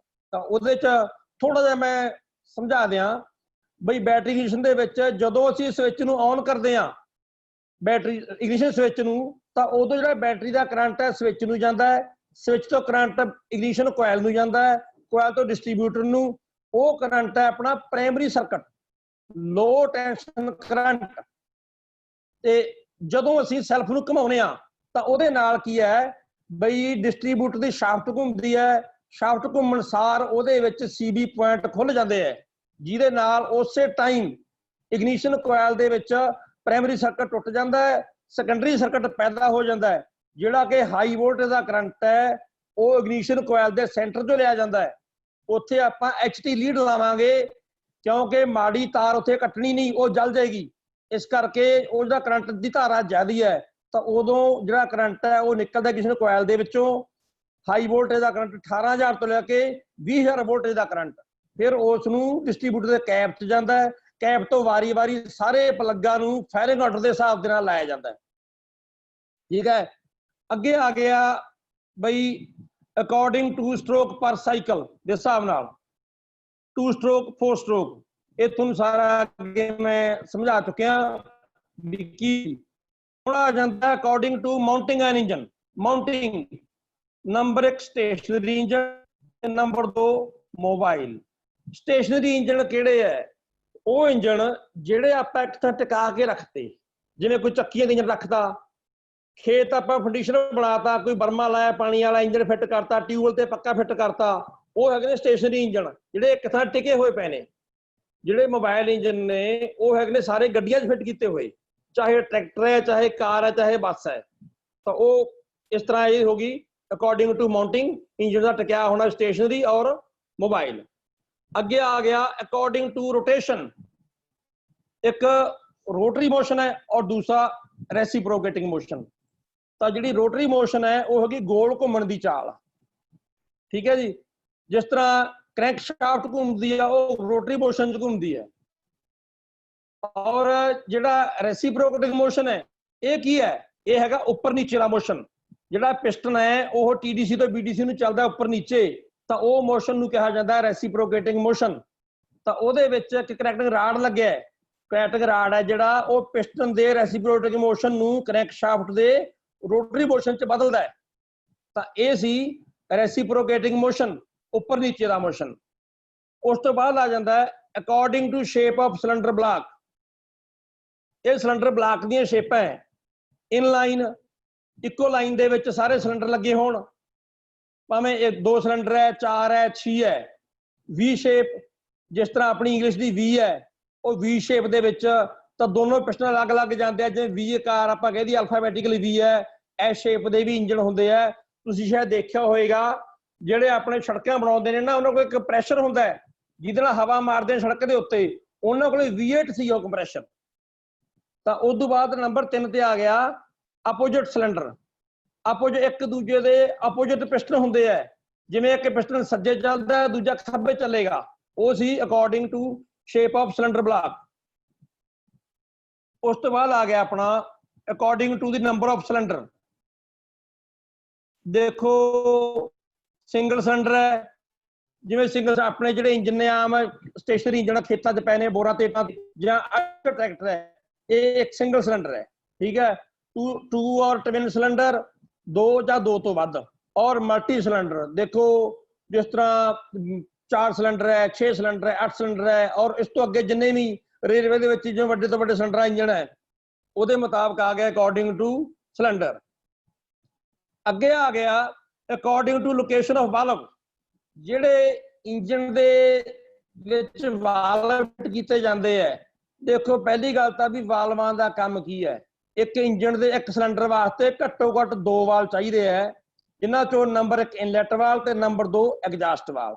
ਤਾਂ ਇਨਲੈਟ ਵਾਲ ਦਾ ਕੰਮ ਹੈ ਫਰੈਸ਼ ਮਿਕਸਚਰ ਇੰਜਣ ਦੇ ਵਿੱਚ ਸਪਲਾਈ ਕਰਨਾ, ਔਰ ਐਗਜ਼ਾਸਟ ਵਾਲ ਦਾ ਕੰਮ ਹੈ ਜਲੀਆਂ ਹੋਈਆਂ ਗੈਸਾਂ ਨੂੰ ਸਿਲੰਡਰ ਦੇ ਵਿੱਚੋਂ ਬਾਹਰ ਕੱਢਣਾ। ਹੁਣ ਉਹਨਾਂ ਦੀ ਜਿਹੜੀ ਫਿਟਿੰਗ ਹੈ ਉਹ ਜਿਵੇਂ ਨਿਰਮਾਤਾ ਬਣਾਉਂਦੇ ਆ ਅਲੱਗ-ਅਲੱਗ, ਤਾਂ ਉਹ ਉਹਨਾਂ ਤੇ ਡਿਪੈਂਡ ਕਰਦਾ ਹੈ। ਤਾਂ ਪਰ ਆਪਾਂ ਨੂੰ ਜਾਣਕਾਰੀ ਜ਼ਰੂਰੀ ਹੈ ਕਿ ਨੰਬਰ 1 ਆਈ ਹੈਡ ਜਾਂ ਓਵਰਹੈਡ ਇਹ ਕੀ ਹੈ। ਮੈਂ ਡਾਇਗਰਾਮ ਵੀ ਬਣਾਈ ਹੈ ਨਾਲ। ਜਦੋਂ ਸਾਰੇ ਵਾਲਵ ਚਾਹੇ ਇਨਲੈਟ ਹੈ ਚਾਹੇ ਐਗਜ਼ਾਸਟ ਹੈ ਤਰਤੀਬਵਾਰ ਇੱਕ ਲਾਈਨ ਦੇ ਵਿੱਚ ਸਿਲੰਡਰ ਹੈਡ 'ਚ ਫਿੱਟ ਹੋਣਗੇ, ਉਹਨਾਂ ਨੂੰ ਕਿਹਾ ਜਾਂਦਾ ਆਈ ਹੈਡ ਵਾਲਵ ਜਾਂ ਓਵਰਹੈਡ ਵਾਲਵ। ਵੀ ਸਿਲੰਡਰ ਬਲਾਕ 'ਚ ਕੋਈ ਵਾਲ ਨਹੀਂ ਹੋਏਗਾ, ਸਾਰੇ ਦੇ ਸਾਰੇ ਵਾਲ ਸਿਲੰਡਰ ਹੈਡ 'ਚ ਹੀ ਹੋਣਗੇ ਔਰ ਇੱਕ ਲਾਈਨ 'ਚ ਹੋਣਗੇ, ਤਾਂ ਉਹਨੂੰ ਕਿਹਾ ਜਾਂਦਾ ਹੈ ਓਵਰਹੈਡ ਜਾਂ ਆਈ ਹੈਡ। ਨੰਬਰ 2 ਆ ਗਿਆ ਐਲ ਹੈਡ ਵਾਲ। ਐਲ ਹੈਡ ਦਾ ਮਤਲਬ ਵੀ ਜਿੰਨੇ ਵਾਲ ਨੇ ਸਿਲੰਡਰ ਹੈਡ ਦੇ ਵਿੱਚ ਕੋਈ ਵਾਲ ਨਹੀਂ ਹੈਗਾ, ਸਾਰੇ ਵਾਲ ਸਿਲੰਡਰ ਬਲਾਕ ਦੇ ਵਿੱਚ ਫਿੱਟ ਨੇ ਔਰ ਬਲਾਕ ਦੀ ਇੱਕ ਸਾਈਡ ਤੇ, ਬਲਾਕ ਦੇ ਵਿੱਚ ਹੀ ਸੀਟਾਂ ਬਣੀਆਂ ਨੇ ਇੱਕ ਸਾਈਡ ਤੇ ਜਿੱਥੇ ਵਾਲ ਫਿੱਟ ਹੋਣਾ ਹੈ। ਇਹਨਾਂ ਨੂੰ ਕੇਮ ਸ਼ਾਫਟ ਤੋਂ ਉਲਟਾ ਕਰਕੇ ਫਿੱਟ ਕੀਤਾ ਜਾਂਦਾ, ਇਹ ਹੇਠੋਂ ਤਾਂ ਨੂੰ ਖੁੱਲਣਗੇ ਔਰ ਉਹਦੇ ਵਿੱਚ ਟੈਪਟ ਵੀ ਲੱਗਿਆ ਹੁੰਦਾ, ਇੱਕ ਲਿਫਟਰ ਹੁੰਦਾ ਹੈ, ਲਿਫਟਰ ਤੇ ਟੈਪਟ ਜਿਨ੍ਹਾਂ ਦੁਆਰਾ ਵਾਲ ਖੁੱਲਦੇ ਹੈ। ਔਰ ਹੈਡ ਦੇ ਵਿੱਚ ਕੋਈ ਵਾਲ ਨਹੀਂ, ਸਾਰੇ ਵਾਲ ਸਿਲੰਡਰ ਬਲਾਕ ਦੀ ਇੱਕ ਸਾਈਡ ਤੇ ਫਿੱਟ ਹੁੰਦੇ ਆ। ਇਹਨਾਂ 'ਚ ਪੁਸ਼ ਰਾਡ ਨਹੀਂ ਲੱਗੇ ਹੁੰਦੇ, ਪੁਸ਼ ਰਾਡ ਸਿਰਫ ਓਵਰਹੈਡ ਵਾਲ ਚਲਾਏ ਜਾਣਗੇ। ਜਿਹੜੇ ਵਾਲ ਸਾਈਡ ਵਾਲਵ ਆਮ ਮਿਸਤਰੀ ਕਹਿੰਦੇ ਸਾਈਡ ਵਾਲਵ, ਉਹ ਸਾਈਡ ਨਹੀਂ, ਆਪਾਂ ਉਹਨੂੰ ਐਲ ਹੈਡ ਕਹਿ ਸਕਦੇ ਹਾਂ। ਨੰਬਰ 3 ਤੇ ਆ ਗਿਆ T head valve arrangement. T head ਇਹ ਵੀ ਉਸੇ ਤਰੀਕੇ ਹੈ ਵੀ ਸਿਲੰਡਰ ਹੈਡ ਦੇ ਵਿੱਚ ਕੋਈ ਵਾਲ ਨਹੀਂ ਹੈਗਾ, ਸਾਰੇ ਵਾਲ ਇਨਲੈਟ ਤੇ ਐਗਜ਼ਾਸਟ ਵਾਲ ਨੇ ਜਿਹੜੇ ਉਹ ਸਿਲੰਡਰ ਬਲਾਕ ਦੇ ਦੋਨੋਂ ਸਾਈਡਾਂ ਤੇ ਨੇ। ਇੱਕ ਸਿਲੰਡਰ ਬਲਾਕ ਦੇ ਸੱਜੇ ਪਾਸੇ, ਦੂਜਾ ਸਿਲੰਡਰ ਬਲਾਕ ਦੇ ਖੱਬੇ ਪਾਸੇ। ਔਰ ਇਹਨਾਂ ਦੇ ਵਿੱਚ 2 ਕੇਮ ਸ਼ਾਫਟਾਂ ਵਰਤੋਂ 'ਚ ਲਿਆਂਦੀਆਂ ਜਾਣਗੀਆਂ, 2 ਕੇਮ ਸ਼ਾਫਟਾਂ, ਠੀਕ ਹੈ। ਔਰ ਉਸੇ ਤਰੀਕੇ ਕੇਮ ਲਿਫਟਰ ਹੋਣਗੇ ਲੱਗੇ ਜਿਹੜੇ ਵਾਲ ਨੂੰ ਖੋਲਣਗੇ। ਉਹ ਫਿਰ ਜੇ ਆਪਾਂ ਦੇਖੀਏ ਤੇ ਇਹਦੀ ਸ਼ੇਪ ਇੰਗਲਿਸ਼ ਦੀ ਟੀ ਵਰਗੀ ਬਣੇਗੀ, ਵੀ ਸਿਲੰਡਰ ਬਲਾਕ ਦੇ ਦੋਨੋਂ ਸਾਈਡਾਂ ਤੇ ਹੀ ਵਾਲਵ ਦੀਆਂ ਸੀਟਾਂ ਕੱਟੀਆਂ ਹੋਈਆਂ, ਉਹਨਾਂ 'ਚ ਵਾਲ ਫਿੱਟ ਹੋਣੇ ਆ ਔਰ ਸਿਲੰਡਰ ਬਲਾਕ ਦੇ ਵਿੱਚ, ਸਿਲੰਡਰ ਹੈਡ ਦੇ ਵਿੱਚ ਕੋਈ ਵਾਲ ਨਹੀਂ ਹੋਣਾ। ਨੰਬਰ 4 ਆ ਗਈ ਐਫ ਹੈਡ ਵਾਲਵ ਅਰੇਂਜਮੈਂਟ। ਜਿਹੜੀ ਐਫ ਹੈਡ ਹੈ ਉਹ ਕੀ ਹੈ, ਉਹਨਾਂ ਵਿੱਚ ਜਿਹੜੇ ਇਨਲੈਟ ਵਾਲ ਨੇ ਉਹ ਫਿੱਟ ਕੀਤੇ ਗਏ ਨੇ ਸਿਲੰਡਰ ਹੈਡ ਦੇ ਵਿੱਚ, ਤੇ ਜਿਹੜੇ ਐਗਜ਼ਾਸਟ ਵਾਲ ਨੇ ਉਹ ਫਿੱਟ ਕੀਤੇ ਗਏ ਨੇ ਸਿਲੰਡਰ ਬਲਾਕ ਦੇ ਵਿੱਚ। ਕਹਿਣ ਦਾ ਮਤਲਬ ਅੱਧੇ ਵਾਲਵ ਸਿਲੰਡਰ ਹੈਡ ਦੇ ਵਿੱਚ ਤੇ ਅੱਧੇ ਵਾਲਵ ਸਿਲੰਡਰ ਬਲਾਕ ਦੇ ਵਿੱਚ, ਤਾਂ ਉਹ ਸੀਗੀ ਐਫ ਹੈਡ ਅਰੇਂਜਮੈਂਟ। ਅੱਗੇ ਆ ਗਿਆ ਆਪਣਾ ਅਕੋਰਡਿੰਗ ਟੂ ਕੂਲਿੰਗ ਸਿਸਟਮ। ਤਾਂ ਆਪਾਂ ਨੂੰ ਪਤਾ ਹੈ ਵੀ ਜਦੋਂ ਇੱਕ ਇੰਜਨ ਸਾਰਾ ਦਿਨ ਚੱਲਦਾ ਹੈ ਤਾਂ ਉਹਨੂੰ ਕੂਲਿੰਗ ਦੀ ਵੀ ਜ਼ਰੂਰਤ ਹੈ। ਜਿਹੜਾ ਕੂਲਿੰਗ ਸਿਸਟਮ ਹੈ ਇਹ ਕੋਈ ਇੰਜਨ ਨੂੰ ਠੰਡਾ ਕਰਨ ਵਾਸਤੇ ਨਹੀਂ ਲਾਇਆ ਜਾਂਦਾ। ਕੂਲਿੰਗ ਸਿਸਟਮ ਇੰਜਨ ਨੂੰ ਠੰਡਾ ਕਰਨ ਵਾਸਤੇ ਆਪਾਂ ਨਹੀਂ ਲਾ ਸਕਦੇ। ਇਹਦਾ ਮੇਨ ਕੰਮ ਕੀ ਹੈ, ਇਹ ਇੰਜਨ ਨੂੰ ਓਵਰਹੀਟ ਹੋਣ ਤੋਂ ਬਚਾਉਂਦਾ ਹੈ। ਇਹਦਾ ਇਹ ਮਕਸਦ ਹੈ, ਕਿਉਂਕਿ ਜੇ ਇੰਜਨ ਠੰਡਾ ਚੱਲ ਗਿਆ, ਠੰਡਾ ਚੱਲਣ ਦੇ ਉਦੋਂ ਵੱਧ ਨੁਕਸਾਨ ਨੇ। ਇੱਕ ਤਾਂ ਵੀਅਰ ਐਂਡ ਟੀਅਰ ਜ਼ਿਆਦਾ ਹੋਏਗੀ, ਇੰਜਨ ਆਵਾਜ਼ ਕਰੇਗਾ ਔਰ ਫਿਊਲ ਕੰਜ਼ੰਪਸ਼ਨ ਜ਼ਿਆਦਾ ਹੋਏਗੀ। ਇਸ ਕਰਕੇ ਆਪਾਂ ਇੰਜਨ ਨੂੰ ਜਦੋਂ ਹੈਗਾ ਓਵਰਹੀਟ ਤੋਂ ਬਚਾਉਣ ਦੇ ਵਾਸਤੇ ਆਪਾਂ ਕੂਲਿੰਗ ਸਿਸਟਮ ਦਾ ਪ੍ਰਯੋਗ ਕਰਦੇ ਹਾਂ। ਇਹ ਕੂਲਿੰਗ ਸਿਸਟਮ ਨੇ ਜਿਹੜੇ ਇਹ ਵੀ 2 ਪ੍ਰਕਾਰ ਦੇ ਹੈ, ਇੱਕ 에ਅਰ ਕੂਲਿੰਗ ਹੈ, ਦੂਜਾ ਵਾਟਰ ਕੂਲਿੰਗ ਹੈ। ਜਿਹੜਾ 에ਅਰ ਕੂਲਿੰਗ ਸਿਸਟਮ ਹੈ ਇਹਦੇ ਵਿੱਚ ਕੀ ਹੈ, ਇਹਦੇ ਵਿੱਚ ਸਿਲੰਡਰ ਹੈਡ ਹੈ ਜਾਂ ਸਿਲੰਡਰ ਬਲਾਕ ਹੈ, ਉਹਦੇ ਬਾਹਰਲੇ ਪਾਸੇ ਫਿਨਸ ਬਣੀਆਂ ਹੋਈਆਂ ਨੇ। ਜਿਹੜੀਆਂ ਫਿਨਸ ਬਣੀਆਂ ਨੇ ਉਹਨਾਂ ਦੇ ਨਾਲ ਹਵਾ ਟਕਰਾਉਂਦੀ ਹੈ। ਵੈਸੇ ਟਰੈਕਟਰਾਂ ਦੇ ਵਿੱਚ, ਗੱਡੀਆਂ 'ਚ ਤੱਕ ਪੱਖਾ ਲੱਗਿਆ ਹੁੰਦਾ, ਜਿਹੜਾ ਪੱਖਾ ਉੱਤੇ ਹਵਾ ਸਿੱਟਦਾ ਫਿਨਸ ਦੇ ਉੱਤੇ। ਪਰ ਜੇ ਆਪਾਂ ਮੋਟਰਸਾਈਕਲ ਤੇ ਦੇਖੀਏ ਤਾਂ ਬਾਈਕ ਦੇ, ਮੋਟਰਸਾਈਕਲ ਦੇ ਸਿਲੰਡਰ ਹੈਡ ਦੇ ਬਾਹਰਲੇ ਪਾਸੇ ਫਿਨਸਾਂ ਬਣੀਆਂ ਨੇ, ਉਹਦੇ ਕੋਈ ਪੱਖਾ ਨਹੀਂ, ਪਰ ਉਹਨੇ ਜਦੋਂ ਚੱਲਣਾ ਹੈ ਤਾਂ ਵਾਤਾਵਰਨ ਦੀ ਹਵਾ ਨਾਲ ਟਕਰਾਉਣੀ ਹੈ, ਤਾਂ ਉਹਦੇ ਨਾਲ ਅੰਦਰਲਾ ਪਾਰਟ ਹੈ ਜਿਹੜਾ ਠੰਡਾ ਹੋਊਗਾ, ਉਹਦੀ ਗਰਮੀ ਨਿਕਲੂਗੀ। ਹੁਣ ਉਹ ਫਿਨਸ ਜਿਹੜੀਆਂ ਬਣਾਈਆਂ ਨੇ ਉਹਨਾਂ ਦਾ ਬਣਾਉਣ ਦਾ ਕਾਰਨ ਕੀ ਸੀ? ਫਿਨਸ ਬਣਾਉਣ ਦਾ ਕਾਰਨ ਇਹ ਸੀ ਕਿ ਉਹਦੇ ਨਾਲ ਹਵਾ ਦੇ ਸੰਪਰਕ 'ਚ ਆਉਣ ਵਾਲਾ ਕੰਟੈਕਟ ਏਰੀਆ ਵੱਧ ਗਿਆ। ਉਹਦੇ ਨਾਲ ਵੀ ਜਿਹੜਾ ਕੰਟੈਕਟ ਏਰੀਆ ਹਵਾ ਦੇ ਸੰਪਰਕ 'ਚ ਆਉਣਾ ਸੀ ਉਹ ਵੱਧ ਗਿਆ, ਉਸ ਦੇ ਨਾਲ ਅੰਦਰਲਾ ਪਾਰਟਸ ਜਲਦੀ ਠੰਡਾ ਹੋਏਗਾ ਜਾਂ ਜਲਦੀ ਉਹਦੀ ਓਵਰਹੀਟ ਹੈ ਜਿਹੜੀ ਉਹ ਨਿਕਲੇਗੀ। ਤਾਂ ਉਹਦੇ ਵਾਸਤੇ ਆਪਾਂ ਨੇ ਦੇਖੋ, ਪਰ ਇਹ ਜਿਹੜੇ 에ਅਰ ਕੂਲਡ ਇੰਜਨ ਨੇ ਇਹਨਾਂ ਨੂੰ ਆਪਾਂ ਲੰਮੇ ਸਮੇਂ ਦਾ ਕੰਮ ਨਹੀਂ ਲੈ ਸਕਦੇ। ਤਾਂ ਇਹਨਾਂ ਨੂੰ ਕਈ ਵਾਰੀ ਜਿਵੇਂ ਟਰੈਕਟਰ 에ਅਰ ਕੂਲਡ ਹੈ, ਅਸੀਂ ਤਾਂ ਵਾਹਿਆ ਸਾਰਾ ਟਰੈਕਟਰ, ਤਾਂ ਦੁਪਹਿਰ ਦੇ ਵੇਲੇ ਇਹਨਾਂ ਟਰੈਕਟਰਾਂ ਨੂੰ 1 ਅੱਧਾ ਘੰਟਾ ਸਾਨੂੰ ਬੰਦ ਕਰਨਾ ਪੈਂਦਾ ਸੀ ਕਿਉਂਕਿ ਇੰਜਨ ਗਰਮ ਹੋ ਜਾਂਦੇ ਸੀ। ਵੈਸੇ ਤਾਂ ਜਿਹੜੀ ਹੈ ਨਾਰਮਲ ਟੈਂਪਰੇਚਰ 80 ਡਿਗਰੀ ਮੰਨਿਆ ਹੈ ਇੰਜਨ ਦਾ, ਪਰ ਕਈ ਵਾਰੀ ਟੈਂਪਰੇਚਰ ਜ਼ਿਆਦਾ ਹੋ ਜਾਂਦਾ ਸੀ। ਤਾਂ ਉਹ ਕਦੋਂ ਮਈ ਜੂਨ ਦੇ ਮਹੀਨਿਆਂ ਦੇ ਵਿੱਚ ਜਦੋਂ ਲੂਆਂ ਚੱਲਦੀਆਂ ਨੇ ਤੇ ਟਰੈਕਟਰ ਸਾਰਾ ਦਿਨ ਚੱਲਦਾ ਕਰਾਹ ਦੇ ਵਿੱਚ, ਰੇਤਾ ਮਿੱਟੀ ਵੀ ਪੈਂਦਾ ਹੈ ਫਿੰਸਾਂ ਦੇ ਵਿੱਚ, ਤਾਂ ਉਸ ਟਾਈਮ ਸੀ ਜਿਹੜਾ ਵੀ ਇਹ ਇੰਨਾ ਕਾਮਯਾਬ ਨਹੀਂ ਹੈਗਾ। 1 ਘੰਟੇ ਵਾਸਤੇ 2 ਘੰਟੇ ਵਾਸਤੇ ਸਾਨੂੰ ਦੁਪਹਿਰੇ ਟਰੈਕਟਰ ਬੰਦ ਕਰਨਾ ਪੈਂਦਾ ਸੀ। ਤਾਂ ਇਹ ਦੀ ਇੱਕ ਡਰਾਬੈਕ ਸੀ 에ਅਰ ਕੂਲਿੰਗ ਦੀ। ਉਸ ਤੋਂ ਬਾਅਦ ਆ ਗਿਆ ਵਾਟਰ ਕੂਲਿੰਗ। ਜਿਹੜਾ ਵਾਟਰ ਕੂਲਿੰਗ ਹੈ ਇਹ ਹੈਗਾ ਪਾਣੀ ਨਾਲ ਇੰਜਨ ਨੂੰ ਜਿਹੜਾ ਓਵਰਹੀਟ ਹੋਣ ਤੋਂ ਬਚਾਉਣਾ। ਤਾਂ ਇਹ 'ਚ ਜਿਸ ਤਰ੍ਹਾਂ ਇਹਦੇ ਪਾਰਟਸ ਬਾਰੇ ਤੁਹਾਨੂੰ ਦੱਸ ਰਿਹਾ ਥੋੜਾ ਜਿਹਾ ਬਰੀਫ ਦੇ ਵਿੱਚ, ਬਈ ਇੱਕ ਰੇਡੀਏਟਰ ਹੈ, ਇੱਕ ਵਾਟਰ ਪੰਪ ਹੈ, ਹੌਸ ਪਾਈਪ ਨੇ, ਤੇ ਸਿਲੰਡਰ ਬਲਾਕ ਤੇ ਸਿਲੰਡਰ ਹੈਡ ਦੇ ਵਿੱਚ ਵਾਟਰ ਜੈਕਟਾਂ ਬਣੀਆਂ ਨੇ, ਔਰ ਉਸ ਤੋਂ ਬਾਅਦ ਇੱਕ ਥਰਮੋਸਟੇਟ ਵਾਲ ਹੈ। ਤਾਂ ਇਹਦਾ ਇਸ ਤਰੀਕੇ ਵੀ ਜਦੋਂ ਵਾਟਰ ਪੰਪ ਨੂੰ ਚਾਲ ਮਿਲਦੀ ਹੈ ਫੈਨ ਬੈਲਟ ਰਾਹੀਂ ਕਰੈਂਕਸ਼ਾਫਟ ਦੀ ਪੁਲੀ ਤੋਂ, ਤਾਂ ਜਦੋਂ ਇਹ ਵਾਟਰ ਪੰਪ ਘੁੰਮਦਾ ਹੈ ਤਾਂ ਉਹਨੇ ਰੇਡੀਏਟਰ ਦੇ ਲੋਅਰ ਟੈਂਕ 'ਚ ਪਾਣੀ ਨੂੰ ਖਿੱਚਣਾ ਹੈ ਹੌਸ ਪਾਈਪ ਦੇ ਜ਼ਰੀਏ ਔਰ ਇੰਜਨ 'ਚ ਭੇਜਣਾ ਹੈ। ਤਾਂ ਉਹ ਪਾਣੀ ਸੀ ਜਿਹੜਾ ਇੰਜਨ ਦੀਆਂ ਸਾਰੀਆਂ ਵਾਟਰ ਜੈਕਟਾਂ 'ਚ ਹੁੰਦਾ ਹੋਇਆ ਇੰਜਨ ਦੀ ਗਰਮੀ ਨੂੰ ਲੈਂਦਾ ਆਪਦੇ ਨਾਲ, ਉਹ ਸਿਲੰਡਰ ਹੈਡ ਦੇ ਵਿੱਚੋਂ ਵਾਟਰ ਆਊਟਲੈਟ ਦੇ ਰਸਤੇ ਰਾਹੀਂ ਬਾਹਰ ਨਿਕਲਦਾ ਹੈ। ਉੱਥੇ ਜਾ ਕੇ ਕੀ ਲੱਗਿਆ, ਉੱਥੇ ਇੱਕ ਲੱਗਿਆ ਯੂਨਿਟ ਥਰਮੋਸਟੇਟ ਵਾਲ। ਉਹ ਥਰਮੋਸਟੇਟ ਵਾਲ ਦਾ ਕੰਮ ਇਹ ਹੈ ਕਿ ਜਿੰਨਾ ਚਿਰ ਇੰਜਨ ਦੀ ਠੰਡੀ ਹਾਲਤ ਹੈ ਉਹਨੇ ਬੰਦ ਰਹਿਣਾ ਹੈ, ਉਹਨਾਂ ਚਿਰ ਪਾਣੀ ਰੇਡੀਏਟਰ 'ਚ ਜਾ ਨਹੀਂ ਸਕਦਾ। ਉਹ ਪਾਣੀ ਇੰਜਨ ਦੇ ਵਿੱਚ ਹੀ ਸਰਕੂਲੇਟ ਕਰੀ ਜਾਂਦਾ ਹੈ ਤਾਂ ਕਿ ਆਪਣਾ ਇੰਜਨ ਜਲਦੀ ਨਾਰਮਲ ਟੈਂਪਰੇਚਰ ਤੇ ਆ ਜਾਵੇ। ਜਦੋਂ ਇੰਜਨ ਨਾਰਮਲ ਟੈਂਪਰੇਚਰ ਤੇ ਆ ਗਿਆ, ਕਹਿਣ ਦਾ ਮਤਲਬ ਜਦੋਂ 65-70 ਡਿਗਰੀ ਟੈਂਪਰੇਚਰ ਹੋ ਗਿਆ ਇੰਜਨ ਦਾ 65 ਡਿਗਰੀ, ਉਦੋਂ ਵਾਲ ਖੁੱਲਣਾ ਸ਼ੁਰੂ ਹੋ ਜਾਂਦਾ ਹੈ ਕਿਉਂਕਿ ਜਿਹੜਾ ਪਾਣੀ ਰੇਡੀਏਟਰ 'ਚ ਵਗ ਗਿਆ ਉਹ ਤਾਂ ਠੰਡਾ ਹੋਣਾ ਹੀ ਹੋਣਾ। ਤਾਂ ਇਹ ਸੀ ਇਹਦੇ ਸਿਰਫ ਵਾਟਰ ਕੂਲਿੰਗ ਬਾਰੇ ਮੈਂ ਸੰਖੇਪ ਜਾਣਕਾਰੀ ਦਿੱਤੀ ਹੈ ਵਾਟਰ ਕੂਲਿੰਗ ਬਾਰੇ ਵੀ ਇਹ ਇਸ ਤਰ੍ਹਾਂ ਦੀ। ਅੱਗੇ ਆ ਗਿਆ ਸੀ according to lubrication system. Lubrication ਕੀ ਹੈ? ਲੂਬਰੀਕੇਸ਼ਨ ਹੈ ਬਈ ਇਸ ਤੋਂ ਪਹਿਲਾਂ ਆਪਾਂ ਕਹਾਂਗੇ ਕਿ ਲੂਬਰੀਕੈਂਟ ਕੀ ਹੈ। ਲੂਬਰੀਕੈਂਟ ਉਹ ਪਦਾਰਥ ਹੈ ਜਿਹੜਾ ਦੋ ਘੁੰਮਦੇ ਹੋਏ ਪਿਛਲੀ ਗਰਮੀ ਨੂੰ ਘੱਟ ਕਰਦਾ ਹੈ, ਰਗੜ ਨੂੰ ਘੱਟ ਕਰਦਾ ਹੈ, ਆਵਾਜ਼ ਨੂੰ ਘੱਟ ਕਰਦਾ ਹੈ, ਉਹਨੂੰ ਆਪਾਂ ਲੂਬਰੀਕੈਂਟ ਕਹਿੰਦੇ ਆ। ਅੱਗੇ ਲੂਬਰੀਕੈਂਟ ਦੀਆਂ ਜਿਹੜੀਆਂ ਨੇ 3 ਸਟੇਜਾਂ ਨੇ, 3 ਕਿਸਮਾਂ ਨੇ, ਸੋਲਿਡ ਲੂਬਰੀਕੈਂਟ, ਸੈਮੀ ਸੋਲਿਡ ਔਰ ਲਿਕੁਇਡ। ਤਾਂ ਜਿਹੜੇ ਸੀਗੇ ਸੋਲਿਡ ਲੂਬਰੀਕੈਂਟ ਉਹ ਸੀ ਗ੍ਰੇਫਾਈਟ ਪਾਊਡਰ ਵਗੈਰਾ ਹੁੰਦੇ ਆ। ਜਿਹੜੇ ਸੈਮੀ ਸੋਲਿਡ ਨੇ ਉਹ ਆ ਜਾਂਦੀਆਂ ਗਰੀਸਾਂ। ਉਸ ਤੋਂ ਬਾਅਦ ਜਿਹੜੇ ਲਿਕੁਇਡ ਨੇ ਉਹ ਆ ਜਾਂਦੇ ਤਰਲ, ਜਿਵੇਂ ਕਿ ਇੰਜਨ ਆਇਲ ਹੈ, ਗੀਅਰ ਆਇਲ ਹੈ, ਬ੍ਰੇਕ ਆਇਲ ਹੈ, ਇਹ ਸਾਰੇ ਲਿਕੁਇਡ ਨੇ। ਤਾਂ ਹੁਣ ਲੂਬਰੀਕੇਸ਼ਨ ਦਾ ਜਾਂ ਕੰਮ ਕੀ ਹੈ ਇੰਜਨ ਦੇ ਵਿੱਚ? ਇਹਦਾ ਕੰਮ ਇਹ ਸੀ ਵੀ ਇਹ ਦੋ ਘੁੰਮਦੇ ਹੋਏ ਪਾਰਟਸ ਵਿੱਚ ਦੀ ਗਰਮੀ ਨੂੰ ਘੱਟ ਕਰਦਾ ਹੈ, ਸਮਝ ਗਏ, ਔਰ ਕਲੀਨਿੰਗ ਏਜੰਟ ਦਾ ਕੰਮ ਕਰਦਾ ਹੈ। ਕਲੀਨਿੰਗ ਕਿਵੇਂ ਕਰਦਾ ਲੂਬਰੀਕੇਸ਼ਨ ਆਇਲ?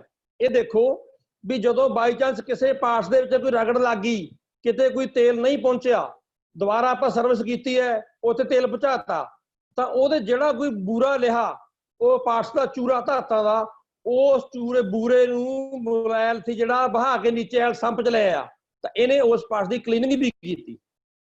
ਨੰਬਰ 2 ਸੀ ਕੂਲਿੰਗ ਏਜੰਟ। ਜਿਹੜਾ ਲੂਬਰੀਕੇਸ਼ਨ ਆਇਲ ਹੈ ਕੂਲਿੰਗ ਏਜੰਟ ਦਾ ਕੰਮ ਵੀ ਕਰਦਾ ਹੈ। ਤਾਂ ਉਹ ਵੀ ਜਦੋਂ ਦੋ ਪਾਰਟਸ ਘੁੰਮਦੇ ਆ ਉਹਨਾਂ 'ਚ ਗਰਮੀ ਪੈਦਾ ਹੁੰਦੀ ਹੈ, ਤਾਂ ਉਹਨਾਂ ਦੀ ਗਰਮੀ ਸੀ ਜਿਹੜੀ ਜਦੋਂ ਮੋਬਾਈਲ ਵਿੱਚ ਜਾਏਗਾ ਤਾਂ ਗਰਮੀ ਨੂੰ ਵਹਾ ਕੇ ਨੀਚੇ ਲੈ ਆਉਂਦਾ। ਤਾਂ ਇਹ ਸੀ ਜਿਹੜਾ ਇੱਕ ਤੇਲ ਦੀ ਫਿਲਮ ਬਣਾ ਕੇ ਰੱਖਦਾ ਹੈ ਦੋ ਪਾਰਟਸ ਦੇ ਵਿੱਚ, ਲੂਬਰੀਕੇਸ਼ਨ ਆਇਲ ਹੈ ਜਿਹੜਾ। ਤਾਂ ਇਹ ਜਿਹੜੇ ਸੈਮੀ ਸੋਲਿਡ ਸੀਗੇ ਇਹ ਗਰੀਸਾਂ ਸੀਗੀਆਂ, ਤੇ ਲਿਕੁਇਡ ਆ ਗਏ ਇੰਜਨ ਗੇਅਰ, ਜਿਹੜਾ ਕਿ ਇਹਦੇ ਵਿੱਚ ਇੱਕ ਸ਼ਬਦ ਹੋਰ ਸੀ SAE, society of automobile engineer. ਤਾਂ ਉਹਨਾਂ ਨੇ ਸਾਰੇ ਜਿਹੜੇ ਇੰਜੀਨੀਅਰ ਸੀ ਆਟੋਮੋਬਾਈਲ ਦੇ ਬੈਠ ਕੇ ਉਹਨਾਂ ਨੇ ਇੱਕ ਗਰੁੱਪ ਬਣਾਇਆ ਕਿ ਕਿਹੜਾ ਤੇਲ ਕਿਸ ਵਾਸਤੇ ਫਿੱਟ ਬੈਠਦਾ ਹੈ। ਤਾਂ ਜਿਵੇਂ SAE 30 ਹੈ, 40 ਹੈ, SAE 30 ਐਕਸਟਰਾ ਲਾਈਟ ਹੈ, ਤੇ ਫਿਰ 50 ਹੈ ਹੈਵੀ ਹੈ। ਇਸੇ ਤਰੀਕੇ ਅੱਗੇ ਆ ਗਏ 90 ਗ੍ਰੇਡ ਤੋਂ 120 ਗ੍ਰੇਡ ਉਹ ਗੇਅਰ ਆਇਲ 'ਚ ਪੈਂਦਾ ਜਾਂ ਕਰੋਨ ਡਿਫਰੈਂਸ਼ੀਅਲ 'ਚ ਪੈਂਦਾ, ਉਹਨਾਂ ਦਾ EPL ਹੁੰਦੇ ਨੇ, ਉਹ ਐਕਸਟ੍ਰੀਮ ਪ੍ਰੈਸ਼ਰ ਆਇਲ। ਹੁਣ ਇੱਕ ਇੰਜਨ ਨੂੰ ਕਿੰਨੇ ਤਰੀਕਿਆਂ ਨਾਲ ਆਪਾਂ ਲੂਬਰੀਕੇਟ ਕਰ ਸਕਦੇ ਹਾਂ ਉਹ ਮੈਂ ਦੱਸ ਰਿਹਾ। Number 1 splash lubrication. ਬਈ ਸਪਲੈਸ਼ ਦਾ ਮਤਲਬ ਛਿੱਟਿਆਂ ਦੇ ਨਾਲ ਲੂਬਰੀਕੇਸ਼ਨ ਕਰਨਾ। ਉਹ ਜਿਹੜੇ ਆਪਣੇ 2 ਵੀਲੇ ਇੰਜਨ ਸੀਗੇ ਆਮ ਪਿੰਡਾਂ 'ਚ ਹੈਗੇ ਨੇ ਹੁਣ ਵੀ, ਲਿਸਟ ਇੰਜਨ ਆਪਾਂ ਕਹਿ ਦਿੰਦੇ ਹਾਂ, ਉਹਨਾਂ ਦੇ ਕਨੈਕਟਿੰਗ ਰਾਡ ਦੇ ਹੇਠਲੇ ਜਿਹੜਾ ਬਿਗ ਐਂਡ ਦਾ ਕੈਪ ਸੀ ਉੱਥੇ ਇੱਕ ਆਇਲ ਸਕੂਪ ਲੱਗਿਆ ਹੋਇਆ ਹੈ, ਇੱਕ ਜਿਵੇਂ ਬੋਲਟ ਦੀ ਤਰ੍ਹਾਂ, ਉਹਦੇ ਵਿੱਚੋਂ ਬੋਲਟ ਦੇ ਅੰਦਰੋਂ ਅੰਦਰ ਸੁਰਾਖ ਕੀਤਾ ਹੋਇਆ ਸੀ। ਤਾਂ ਉਹ ਜਦੋਂ ਬੋਲਟ ਸੀ ਜਿਹੜਾ ਤੇਲ 'ਚ ਡੁੱਬਦਾ ਸੀ ਨਾ ਆਏ ਗੇੜੇ, ਤਾਂ ਉਹਦੇ ਵਿੱਚੋਂ ਤੇਲ ਨਾਲ ਤਾਂ ਜਿਹੜਾ ਬਿਗ ਐਂਡ ਬੈਰਿੰਗ ਲੁਬਰੀਕੇਟ ਹੁੰਦਾ, ਔਰ ਉਹ ਜਦੋਂ ਉੱਪਰ ਜਾਂਦਾ ਤਾਂ ਛਿੱਟੇ ਮਾਰਦਾ ਸੀਗਾ ਸਲੀਵ ਦੇ ਆਲੇ ਦੁਆਲੇ। ਉਹ ਛਿੱਟੇ ਵੱਜਣੇ ਵੀ ਜ਼ਰੂਰੀ ਨੇ ਔਰ ਉਹਨਾਂ ਛਿੱਟਿਆਂ ਨੂੰ ਸਕ੍ਰੈਪ ਕਰਨਾ ਵੀ ਜ਼ਰੂਰੀ ਹੈ। ਜਿਹੜੇ ਸਕ੍ਰੈਪ ਕਰੂਗਾ ਕੌਣ ਕਰੇਗਾ? ਆਇਲ ਰਿੰਗ, ਕਿਉਂਕਿ ਜੇ ਸਕ੍ਰੈਪ ਨਾ ਕਰਾਂਗੇ ਇੰਜਨ ਆਇਲ ਉੱਪਰ ਜਾ ਕੇ ਮੱਚਦਾ ਰਹੇਗਾ ਔਰ ਆਪਣੀ ਆਇਲ ਕੰਜ਼ੰਪਸ਼ਨ ਵੱਧ ਜਾਏਗੀ। ਤਾਂ ਉਹ ਸੀ ਸਪਲੈਸ਼ ਲੁਬਰੀਕੇਸ਼ਨ ਵੀ ਛਿੱਟਿਆਂ ਦੇ ਨਾਲ ਇੰਜਨ ਨੂੰ ਲੁਬਰੀਕੇਟ ਕਰਨਾ। ਇਹ ਸਿਰਫ ਜਿਹੜੇ ਇੰਜਨ ਨਹੀਂ ਸੀਗੇ ਆਪਣੇ ਸਲੋ ਸਪੀਡ ਇੰਜਨ ਨੇ ਜਿਹੜੇ 1000 RPM ਤੋਂ ਘੱਟ ਦੇ, ਉਹਨਾਂ 'ਚ ਆਪਾਂ ਵਰਤ ਸਕਦੇ ਹਾਂ। ਪਰ ਜਿਹੜੇ ਉੱਪਰਲਾ ਸਿਸਟਮ ਸੀ ਵਾਲਵ ਸਿਸਟਮ, ਉਹਨਾਂ ਦੇ ਵਿੱਚ ਆਪਾਂ ਆਇਲ ਕੇਨ ਨਾਲ ਸਵੇਰੇ ਇੱਕ ਵਾਰੀ 2 ਪੰਪ ਮਾਰੋ ਆਇਲ ਕੇਨ ਨਾਲ, ਉਹਨਾਂ ਨੂੰ ਲੋੜ ਨਹੀਂ ਸੀ ਪੈਂਦੀ ਜ਼ਿਆਦਾ ਲੁਬਰੀਕੇਸ਼ਨ ਦੀ। ਉਸ ਤੋਂ ਬਾਅਦ ਆ ਗਿਆ ਪ੍ਰੈਸ਼ਰ ਫੀਡ ਲੁਬਰੀਕੇਸ਼ਨ। ਇਹ ਜਿਹੜਾ ਅੱਜ ਕੱਲ੍ਹ ਸਾਰੀਆਂ ਗੱਡੀਆਂ ਵਿੱਚ ਜਿੰਨੇ ਟਰੱਕ ਹੈ, ਕਾਰ ਹੈ, ਬੱਸ ਹੈ, ਟਰੈਕਟਰ ਹੈ, ਉਹਨਾਂ 'ਚ ਲੱਗਦਾ ਹੈ ਪ੍ਰੈਸ਼ਰ ਫੀਡ ਲੁਬਰੀਕੇਸ਼ਨ। ਵੀ ਆਪਾਂ ਮੁਗਲੈਲ ਨੂੰ ਯਕੀਨੀ ਬਣਾਈਏ ਕਿ ਕੱਲੇ ਪਾਰਟਸ ਤੇ ਮੁਗਲੈਲ ਜਾ ਰਿਹਾ ਹੈ। ਤਾਂ ਉਹਦੇ ਵਿੱਚ ਇੱਕ ਆਇਲ ਪੰਪ ਲੱਗਿਆ ਸੀ। ਆਇਲ ਸੰਪ ਦੇ ਵਿੱਚ ਮੁਗਲੈਲ ਇਕੱਠਾ ਹੁੰਦਾ ਹੈ, ਉਹਦੇ ਵਿੱਚ ਆਪਾਂ ਨੇ ਆਇਲ ਪੰਪ ਫਿੱਟ ਕੀਤਾ ਹੈ।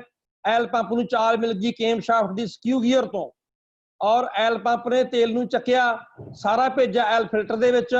ਫਿਲਟਰ ਤੋਂ ਤੇਲ ਗਿਆ ਸਾਰਾ ਮੇਨ ਆਇਲ ਗੈਲਰੀ ਦੇ ਵਿੱਚ, ਤੇ ਮੇਨ ਗੈਲਰੀ ਤੋਂ ਤੇਲ ਕਰੈਂਕ ਦੇ ਮੇਨ ਬੈਰਿੰਗਾਂ ਨੂੰ ਗਿਆ। ਕਰੈਂਕ ਦੇ ਮੇਨ ਬੈਰਿੰਗਾਂ ਤੋਂ ਤੇਲ ਕਰੈਂਕ ਸ਼ਾਫਟ ਵਿੱਚ ਕਿਤੇ ਉਹ ਡਰਿਲ ਹੋਲ ਦੇ ਦੁਆਰਾ ਕਰੈਂਕ ਪਿੰਨ ਨੂੰ ਗਿਆ, ਜਿੱਥੇ ਕਿ ਬਿਗ ਐਂਡ ਬੈਰਿੰਗ ਲੱਗੇ ਹੋਏ ਨੇ।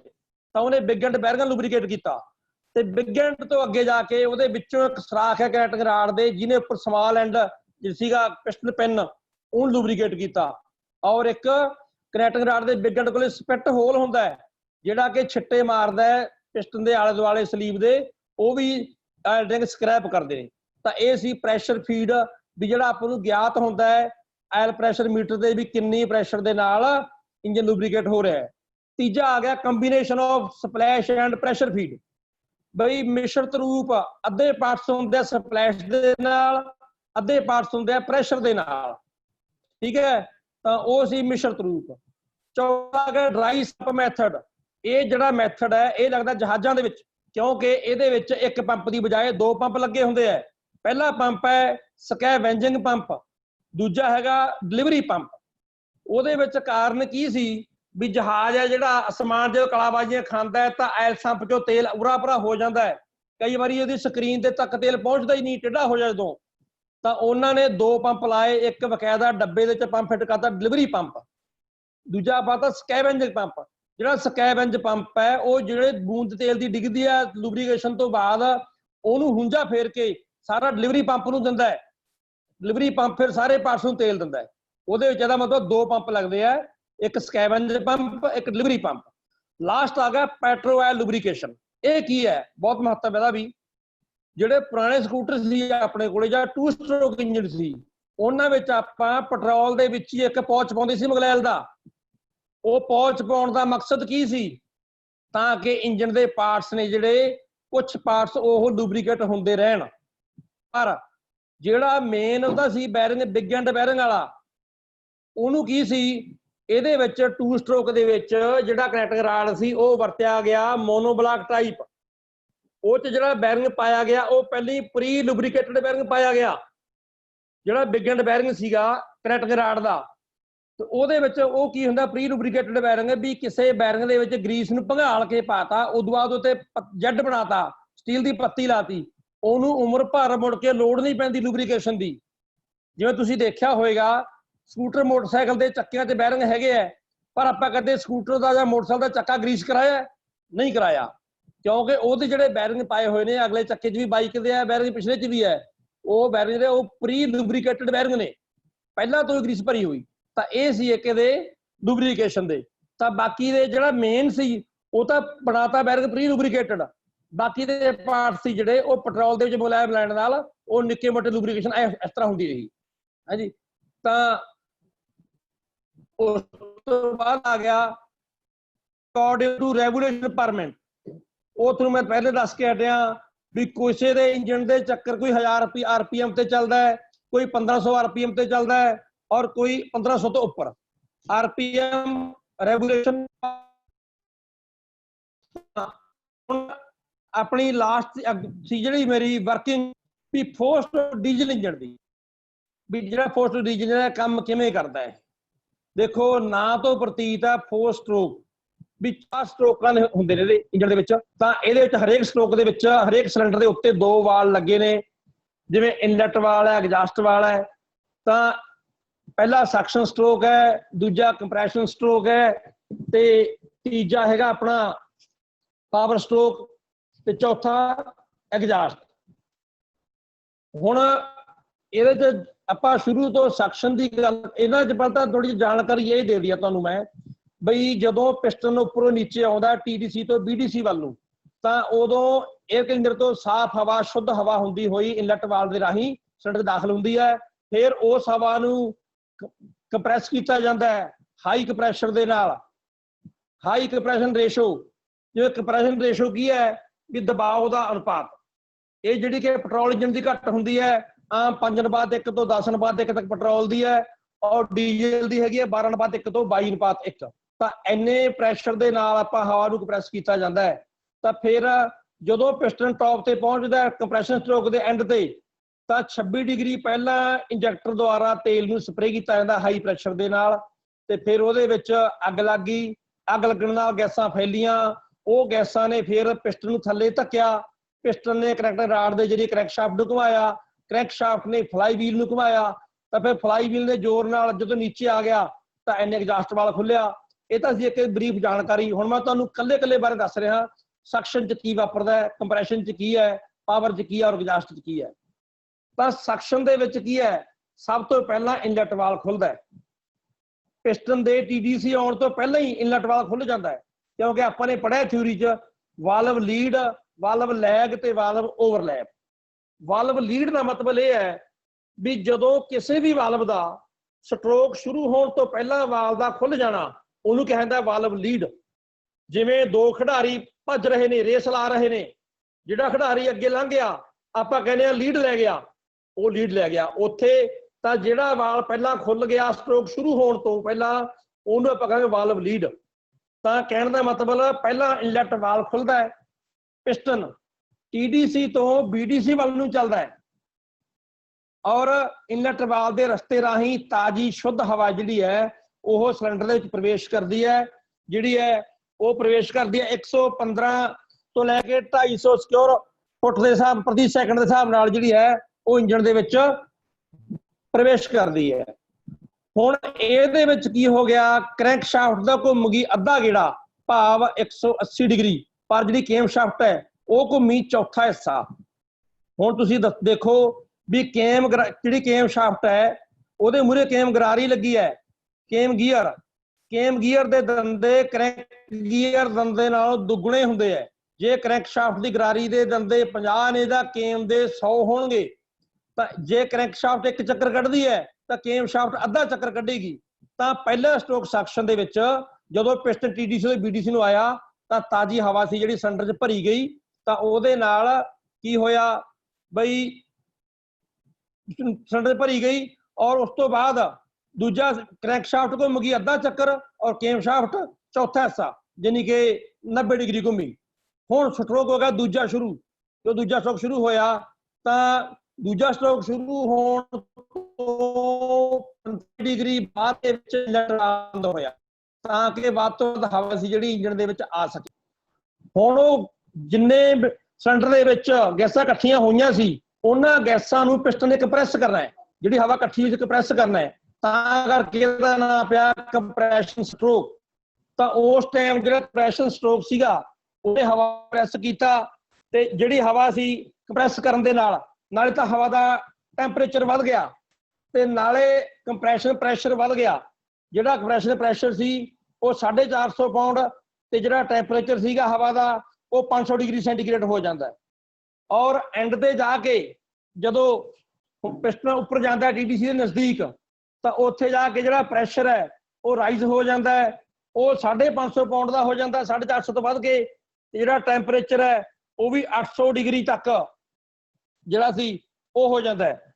ਹੁਣ ਪਿਸਟਨ ਦੇ TDC ਪਹੁੰਚਣ ਤੋਂ 26 ਡਿਗਰੀ ਪਹਿਲਾਂ ਕੰਪਰੈਸ਼ਨ ਦੇ ਐਂਡ ਤੇ ਇੰਜੈਕਟਰ ਹੈ ਜਿਹੜੀ ਤੇਲ ਨੂੰ ਸਪਰੇਅ ਕਰਦੀ ਆ ਹਾਈ ਪ੍ਰੈਸ਼ਰ ਦੇ ਨਾਲ, ਤਾਂ ਉਦੋਂ ਭਾਫ ਦੀ ਸ਼ਕਲ 'ਚ, ਤਾਂ ਉਦੋਂ ਇੰਜਨ ਦੇ ਵਿੱਚ ਆਪਣੇ ਆਪ ਅੱਗ ਲੱਗਦੀ ਹੈ। ਇਸ ਕਰਕੇ ਇਹਨੇ ਇੰਜਨਾਂ ਨੂੰ ਕਿਹਾ ਗਿਆ ਸੈਲਫ ਇਗਨੀਸ਼ਨ ਇੰਜਨ। ਆਪਾਂ ਕੋਈ ਬਾਹਰੀ ਤਰੀਕਾ ਨਹੀਂ ਵਰਤਿਆ, ਕੋਈ ਆਪਾਂ ਸੀਖ ਨਹੀਂ ਵਾਲੀ, ਕੋਈ ਚੰਗਾੜੀ ਨਹੀਂ ਕੀਤੀ, ਸਿਰਫ ਗੈਸਾਂ ਨੂੰ ਕੰਪਰੈਸ ਕਰਕੇ ਔਰ ਉਹਦੇ ਵਿੱਚ ਹਾਈ ਪ੍ਰੈਸ਼ਰ ਦੇ ਨਾਲ ਇੰਜੈਕਟਰ ਦੇ ਤੇਲ ਨੂੰ ਸਪਰੇਅ ਕੀਤਾ, ਤਦੇ ਜਾ ਕੇ ਅੱਗ ਲੱਗ ਗਈ। ਹੁਣ ਜਦੋਂ ਅੱਗ ਲੱਗ ਗਈ ਤਾਂ ਵਾਲ ਦੋਨੋਂ ਬੰਦ ਸੀਗੇ, ਤਾਂ ਉਹਨਾਂ ਨੇ ਗੈਸਾਂ ਨਾਲ ਜਦੋਂ ਧਮਾਕਾ ਹੋਇਆ ਉਹਨਾਂ ਨੇ ਪਿਸਟਨ ਨੂੰ ਨੀਚੇ ਧੱਕਿਆ, ਗੈਸਾਂ ਫੈਲੀਆਂ, ਤਾਂ ਜਦੋਂ ਨੀਚੇ ਆਇਆ ਤਾਂ ਉਹ ਸਾਨੂੰ ਮਿਲ ਗਿਆ ਪਾਵਰ ਸਟ੍ਰੋਕ। ਉਹਦੇ ਵਿੱਚ ਜਿਹੜਾ ਪਿਸਟਨ ਦੇ ਧੱਕਾ ਵੱਜਿਆ ਉਹਨੇ ਜੋ ਵੀ ਕ੍ਰੈਂਕਸ਼ਾਫਟ ਨੂੰ ਘੁਮਾਇਆ, ਕ੍ਰੈਂਕਸ਼ਾਫਟ ਨੇ ਅੱਗੇ ਫਲਾਈਵੀਲ ਨੂੰ ਘੁਮਾਇਆ। ਉਸ ਤੋਂ ਬਾਅਦ ਜਦੋਂ ਪਿਸਟਨ ਨੀਚੇ ਆ ਜਾਂਦਾ ਹੈ ਪਾਵਰ ਸਟ੍ਰੋਕ ਦੇ ਵਿੱਚ, ਤਾਂ BDC ਪਹੁੰਚਣ ਤੋਂ 45 ਡਿਗਰੀ ਪਹਿਲਾਂ ਐਗਜ਼ਾਸਟ ਵਾਲ ਸੀ ਜਿਹੜਾ ਉਹ ਖੁੱਲਣਾ ਸ਼ੁਰੂ ਹੋ ਜਾਂਦਾ, ਖੁੱਲ ਜਾਂਦਾ ਹੈ, ਕਿਉਂਕਿ ਹੁਣ ਸਿਲੰਡਰ ਦੇ ਵਿੱਚ ਇਕੱਲਾ ਧੂੰਆਂ ਆਪਣੇ ਕੋਲੇ, ਤਾਂ ਉਹ ਧੂੰਆਂ ਨਿਕਲਣ ਨੂੰ ਸਮਾਂ ਵੱਧ ਤੋਂ ਵੱਧ ਮਿਲ ਸਕੇ, ਇਸ ਕਰਕੇ ਐਗਜ਼ਾਸਟ ਵਾਲ ਸੀ ਜਿਹੜਾ ਉਹ 45 ਡਿਗਰੀ ਪਹਿਲਾਂ ਹੀ ਖੁੱਲਣਾ ਸ਼ੁਰੂ ਹੋ ਗਿਆ। ਫਿਰ ਚੌਥਾ ਸਟ੍ਰੋਕ ਸੀ ਜਿਹੜਾ ਐਗਜ਼ਾਸਟ, ਉਹਦੇ ਵਿੱਚ ਪਿਸਟਨ ਨੇ ਫਿਰ ਚਾਲ ਬਦਲੀ। ਉਹ ਪਿਸਟਨ ਦੀ ਚਾਲ ਸੀ BDC ਤੋਂ TDC, ਤਾਂ ਸਾਰੀਆਂ ਜਲੀਆਂ ਹੋਈਆਂ ਗੈਸਾਂ ਨੂੰ ਧਕੇਲਦਾ ਹੋਇਆ ਪਿਸਟਨ ਐਗਜ਼ਾਸਟ ਵਾਲ ਦੇ ਰਸਤੇ ਰਾਹੀਂ ਉਹਨੇ ਸਾਰੀਆਂ ਗੈਸਾਂ ਨੂੰ ਸਿਲੰਡਰ ਦੇ ਵਿੱਚੋਂ ਬਾਹਰ ਕੱਢਤਾ। ਤਾਂ ਇਹ ਜਿਹੜਾ ਕਰਮ ਸੀ ਇਹੀ ਚੱਲਦਾ ਆਇਆ। ਉਸ ਤੋਂ ਬਾਅਦ ਦੁਬਾਰਾ ਫਿਰ ਉਹੀ ਕਰਮ ਚੱਲ ਪੈਂਦਾ ਸਾਈਕਲ, ਯਾਨੀ ਕਿ ਆਪਣਾ ਸਕਸ਼ਨ ਸਟ੍ਰੋਕ ਚੱਲ ਪਏਗਾ। ਠੀਕ ਹੈ, ਇਹ ਸੀ ਇੱਕ ਸਿੰਪਲ ਜੀ ਵਰਕਿੰਗ ਬਾਰੇ ਮੈਂ ਦੱਸਿਆ ਤੁਹਾਨੂੰ ਵੀ ਡੀਜ਼ਲ ਇੰਜਨ ਜਿਹੜਾ 4 ਸਟ੍ਰੋਕ ਕਿਵੇਂ ਕੰਮ ਕਰਦਾ ਹੈ। ਤਾਂ ਇਹਦੇ ਚ ਜਿਹੜੇ 3 ਸਟ੍ਰੋਕ ਮੈਂ ਦੱਸ ਕੇ ਗਿਆ ਪਹਿਲਾਂ ਵੀ, ਸਕਸ਼ਨ, ਕੰਪਰੈਸ਼ਨ ਤੇ ਐਗਜ਼ਾਸਟ, ਇਹਨਾਂ ਤਿੰਨਾਂ ਨੂੰ ਫਲਾਈਵੀਲ ਨੇ ਪੂਰਾ ਕੀਤਾ ਆਪਦੇ ਲਾ ਆਫ ਇਨਰਸ਼ੀਆ ਦੇ ਨਿਯਮ ਦੇ ਦੁਆਰਾ। ਬਾਕੀ ਸਟ੍ਰੋਕ ਇੱਕ ਨੂੰ ਇੱਕ ਚ ਮਿਲੀ ਸਿਰਫ ਪਾਵਰ। ਠੀਕ ਹੈ, ਤਾਂ ਇਸ ਏਦਾਂ ਕਰਕੇ ਸੀ ਜਿਹੜਾ 4 ਸਟ੍ਰੋਕ ਹੈ ਕੰਮ ਕਰਦਾ ਹੈ। ਅੱਗੇ ਆ ਜਾਂਦਾ ਹੈ ਜਿਵੇਂ ਵਾਲਵ ਦੱਸਿਆ ਮੈਂ, ਵਾਲਵ ਲੀਡ, ਵਾਲਵ ਲੈਗ ਤੇ ਵਾਲਵ ਓਵਰਲੈਪ। ਤਾਂ ਵਾਲਵ ਇੱਕ ਜੀ ਲੈਗ, ਉਹ ਕੀ ਸੀ ਵੀ ਸਟ੍ਰੋਕ ਦੇ ਖਤਮ ਹੋਣ ਤੋਂ ਬਾਅਦ ਵੀ ਵਾਲ ਦਾ ਖੁੱਲਿਆ ਰਹਿ ਜਾਣਾ, ਉਸ ਨੂੰ ਕਹਿੰਦੇ ਵਾਲਵ ਲੈਗ।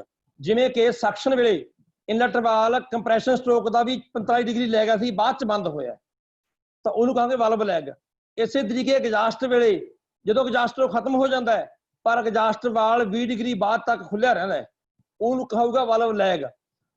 ਔਰ ਵਾਲਵ ਓਵਰਲੈਪਿੰਗ ਪੀਰੀਅਡ ਕਿਹੜਾ ਹੈ? ਇੱਕ ਉਹ ਸਮਾਂ ਜਦੋਂ ਦੋਨੋਂ ਵਾਲ ਇਕੱਠੇ ਖੁੱਲੇ ਹੋਣ, ਇਨਲੈਟ ਵਾਲ ਵੀ ਖੁੱਲਿਆ ਹੋਵੇ, ਐਗਜ਼ਾਸਟ ਵਾਲ ਵੀ ਖੁੱਲਿਆ ਹੋਵੇ, ਉਸ ਨੂੰ ਆਪਾਂ ਕਹਾਂਗੇ ਵਾਲਵ ਓਵਰਲੈਪਿੰਗ ਪੀਰੀਅਡ। ਔਰ ਉਹ ਕਦੋਂ ਹੋਏਗਾ? ਐਗਜ਼ਾਸਟ ਦਾ ਐਂਡ ਔਰ ਸਕਸ਼ਨ ਦਾ ਸਟਾਰਟ, ਉਸ ਨੂੰ ਆਪਾਂ ਕਹਾਂਗੇ ਵਾਲਵ। ਉਦੋਂ ਦੇਖੋ ਐਗਜ਼ਾਸਟ ਵਾਲ ਬੰਦ ਹੋ ਰਿਹਾ ਹੈ ਔਰ ਇਨਲੈਟ ਵਾਲ ਖੁੱਲ ਰਿਹਾ ਹੈ, ਭਾਵੇਂ ਇੱਕ ਅਜਿਹਾ ਸਮਾਂ ਜਦੋਂ ਦੋਨੋਂ ਵਾਲ ਇਕੱਠੇ ਖੁੱਲੇ ਹੈ, ਉਹਨੂੰ ਕਹਿੰਦੇ ਵਾਲਵ ਓਵਰਲੈਪਿੰਗ।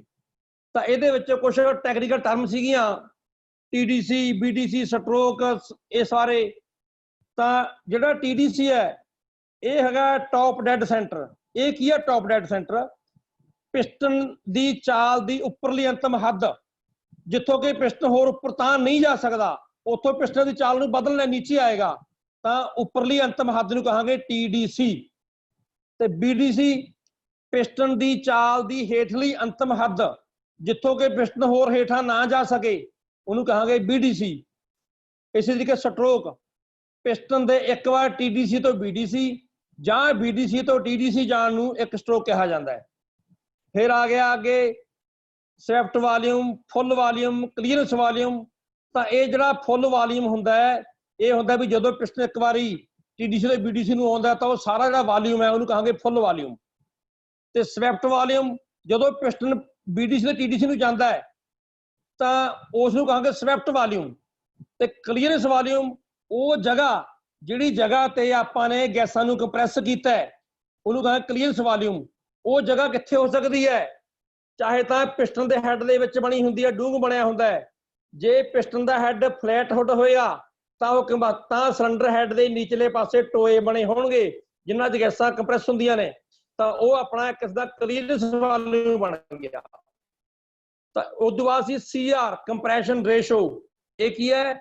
ਇਹ ਦਬਾਅ ਦਾ ਅਨੁਪਾਤ ਹੈ। ਤੁਹਾਨੂੰ ਮੈਂ ਪਹਿਲਾਂ ਦੱਸ ਕੇ ਹਟਿਆ ਵੀ ਪੈਟਰੋਲ ਇੰਜਨ ਦੀ ਉਹ ਹੁੰਦਾ ਲੋ ਕੰਪਰੈਸ਼ਨ ਹੈ ਔਰ ਡੀਜ਼ਲ ਇੰਜਨ ਹਾਈ ਕੰਪਰੈਸ਼ਨ ਨੇ।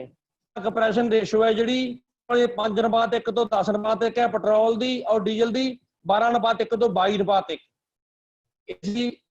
Technical term. उस तो बाद अपना वर्किंग बारे में सारा समझाता। अगे आ गया अपना 2 स्ट्रोक का भी 2 करते हैं हरेक चक्कर दे विच एक बारी पावर पैदा होती है तो जिहड़ा मिश्रण है वो बजाय के सिलेंडर दे वो मिश्रण आउंदा है वो क्रैंक केस दे विच और इन्हां दे विच वाल नहीं हुंदे पोर्टां हुंदियां उन्हां पोर्टां नूं पिस्टन नहीं बंद करदा है पिस्टन नहीं खोलदा है ठीक है और इहदा जिहड़ा क्रैंक केस है उहनूं सील कीता जांदा है 3 पोर्टां ने इनलेट पोर्ट है एग्जास्ट पोर्ट है ट्रांसफर पोर्ट है ਤਾਂ ਔਰ ਉਸ ਤੋਂ ਬਾਅਦ ਇਹ ਕੰਮ ਕਿਵੇਂ ਕਰਦਾ ਹੈ ਜਦੋਂ ਪਿਸਟਨ ਉੱਪਰੋਂ ਨੀਚੇ ਆਉਂਦਾ ਹੈ ਤਾਂ ਉਦੋਂ ਉਹ ਨੀਚੇ ਆਉਣ ਲੱਗਿਆ 2 ਕੰਮ ਕਰ ਜਾਂਦਾ ਹੈ ਨਾਲੇ ਤਾਂ ਪਾਵਰ ਕਰਦਾ ਹੈ ਨਾਲੇ ਐਗਜ਼ਾਸਟ ਕਰਦਾ ਹੈ। ਦੇਖੋ ਨੀਚੇ ਆਏਗਾ ਤਾਂ ਉਹਨੇ ਜੋੜ ਦੀ ਕ੍ਰੈਂਕ ਨੂੰ ਘੁਮਾਉਣਾ ਆਪਾਂ ਨੂੰ ਪਾਵਰ ਮਿਲ ਗਈ ਔਰ ਜਦੋਂ ਹੋਰ ਰਸਤਾ ਤੈਅ ਕੀਤਾ 2/3 ਰਸਤਾ ਤੈਅ ਕੀਤਾ ਪਿਸਟਨ ਨੇ ਤਾਂ ਉਸੇ ਵੇਲੇ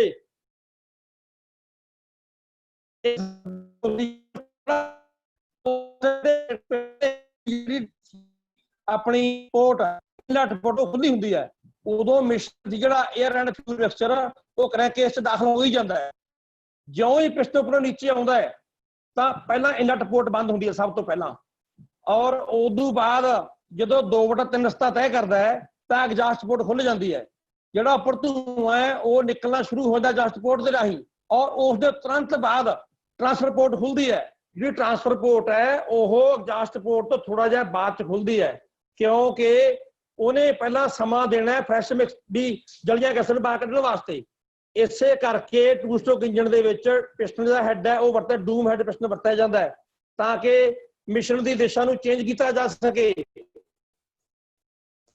डूम बनिया हैड दे उत्ते ओहदे उत्ते सीधा मिश्रण टकराउंदा है टकरा के मिश्रण उपर जाता है सीधा स्पार्क प्लग वाल तां ओह जदों ट्रांसफर पोर्ट खुलदी है मिश्रण उपर जाता है सारा और वो जो ताजा मिश्रण है वो 2 काम करता है नाल तां धूं नूं बाहर कढदा है उही गल करदे हो पर फिर भी कुछ हद दे विच जिहड़ा मिश्रण है कच्चा मिश्रण वो सलैंसर विधि बाहर वेस्ट हो जाता है। तुसीं देखो कदे सलैंसर दा उंगल ला के सलैंसर दे विच जिहड़े 2 स्ट्रोक इंजन ने उहदा सलैंसर सिल्ला हुंदा है क्योंकि 2-4% की वेस्टेज हो जाती है 2 स्ट्रोक दे विच तां ऐदां सी इहदा हुण ਜਦੋਂ फिर दोबारा पिस्टन उपर जाएगा तो सब तो पहला वो पिस्टन है जिहड़ा वो बंद करेगा ट्रांसफर पोर्ट नूं क्योंकि ट्रांसफर पोर्ट बाद च खुली सी और उस उहदे नाल मिश्रण कंप्रैस होण लग गया फिर तुरंत बाद बंद करेगा एग्जास्ट पोर्ट नूं तां जदों मिश्रण कंप्रैस हो गया जदों पिस्टन टॉप ते वग गया जमा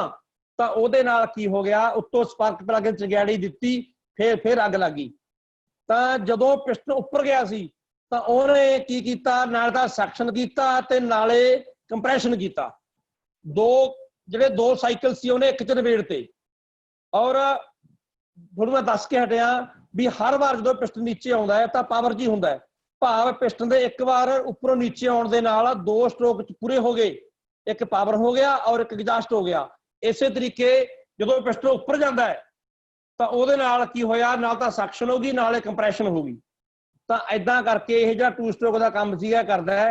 ਇਹਨਾਂ ਦੇ ਵਿੱਚ ਆਪਾਂ ਜਿਹੜਾ ਸੀ ਵੀ ਸਿਸਟਮ ਵਰਤਦਾ ਪੈਟਰੋ ਆਇਲ ਲੁਬਰੀਕੇਸ਼ਨ ਸਿਸਟਮ ਵੀ ਪੈਟਰੋਲ ਦੇ ਵਿੱਚ ਹੀ ਪਾਉਣੇ ਆ ਇੱਕ ਪੌਚ ਮੁਗਲੈਲ ਦਾ ਠੀਕ ਹੈ। ਜਿਹੜਾ ਦੂਜਾ ਹੁੰਦਾ ਮੇਨ ਬੈਰਿੰਗ ਹੁੰਦਾ ਕ੍ਰੈਂਕ ਸ਼ਾਫਟ ਦਾ ਉਹ ਹੁੰਦਾ ਮੋਨੋ ਬਲਾਕ ਟਾਈਪ ਕਨੈਕਟ ਨਾਲ ਵਰਤਿਆ ਜਾਂਦਾ ਹੈ ਤਾਂ ਉਹ ਬੈਰਿੰਗ ਨੂੰ ਪਹਿਲਾਂ ਹੀ ਪ੍ਰੀ ਲੁਬਰੀਕੇਟਡ ਬੈਰਿੰਗ ਹੁੰਦਾ ਹੈ। ਤਾਂ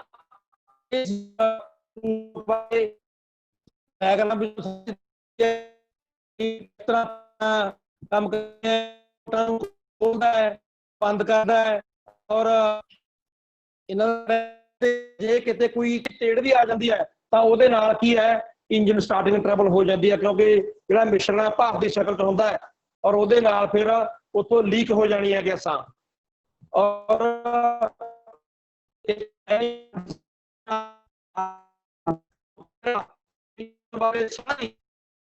ਹੁਣ ਲਾ ਕੇ 2-3 ਮਿੰਟ ਮੈਂ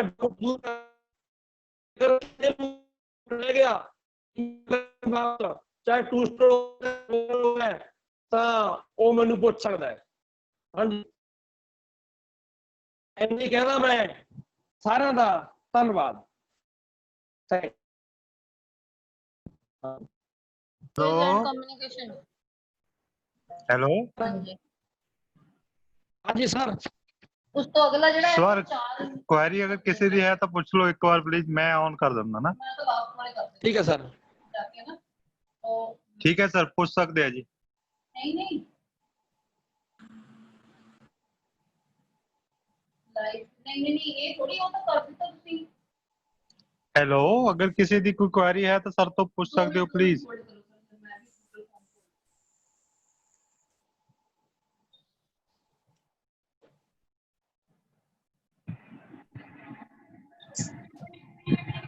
ਹਾਂਜੀ ਈਸ਼ਵਰ ਸਰ ਜੀ, हाँ जी सर। Very good sir. ਇੱਕ ਇੱਕ ਸ਼ਬਦ ਨਾ ਭੁੱਲਣ ਯੋਗ ਜੀ। ਧੰਨਵਾਦ ਜੀ ਤੁਹਾਡਾ, ਬਹੁਤ ਬਹੁਤ ਧੰਨਵਾਦ ਜੀ।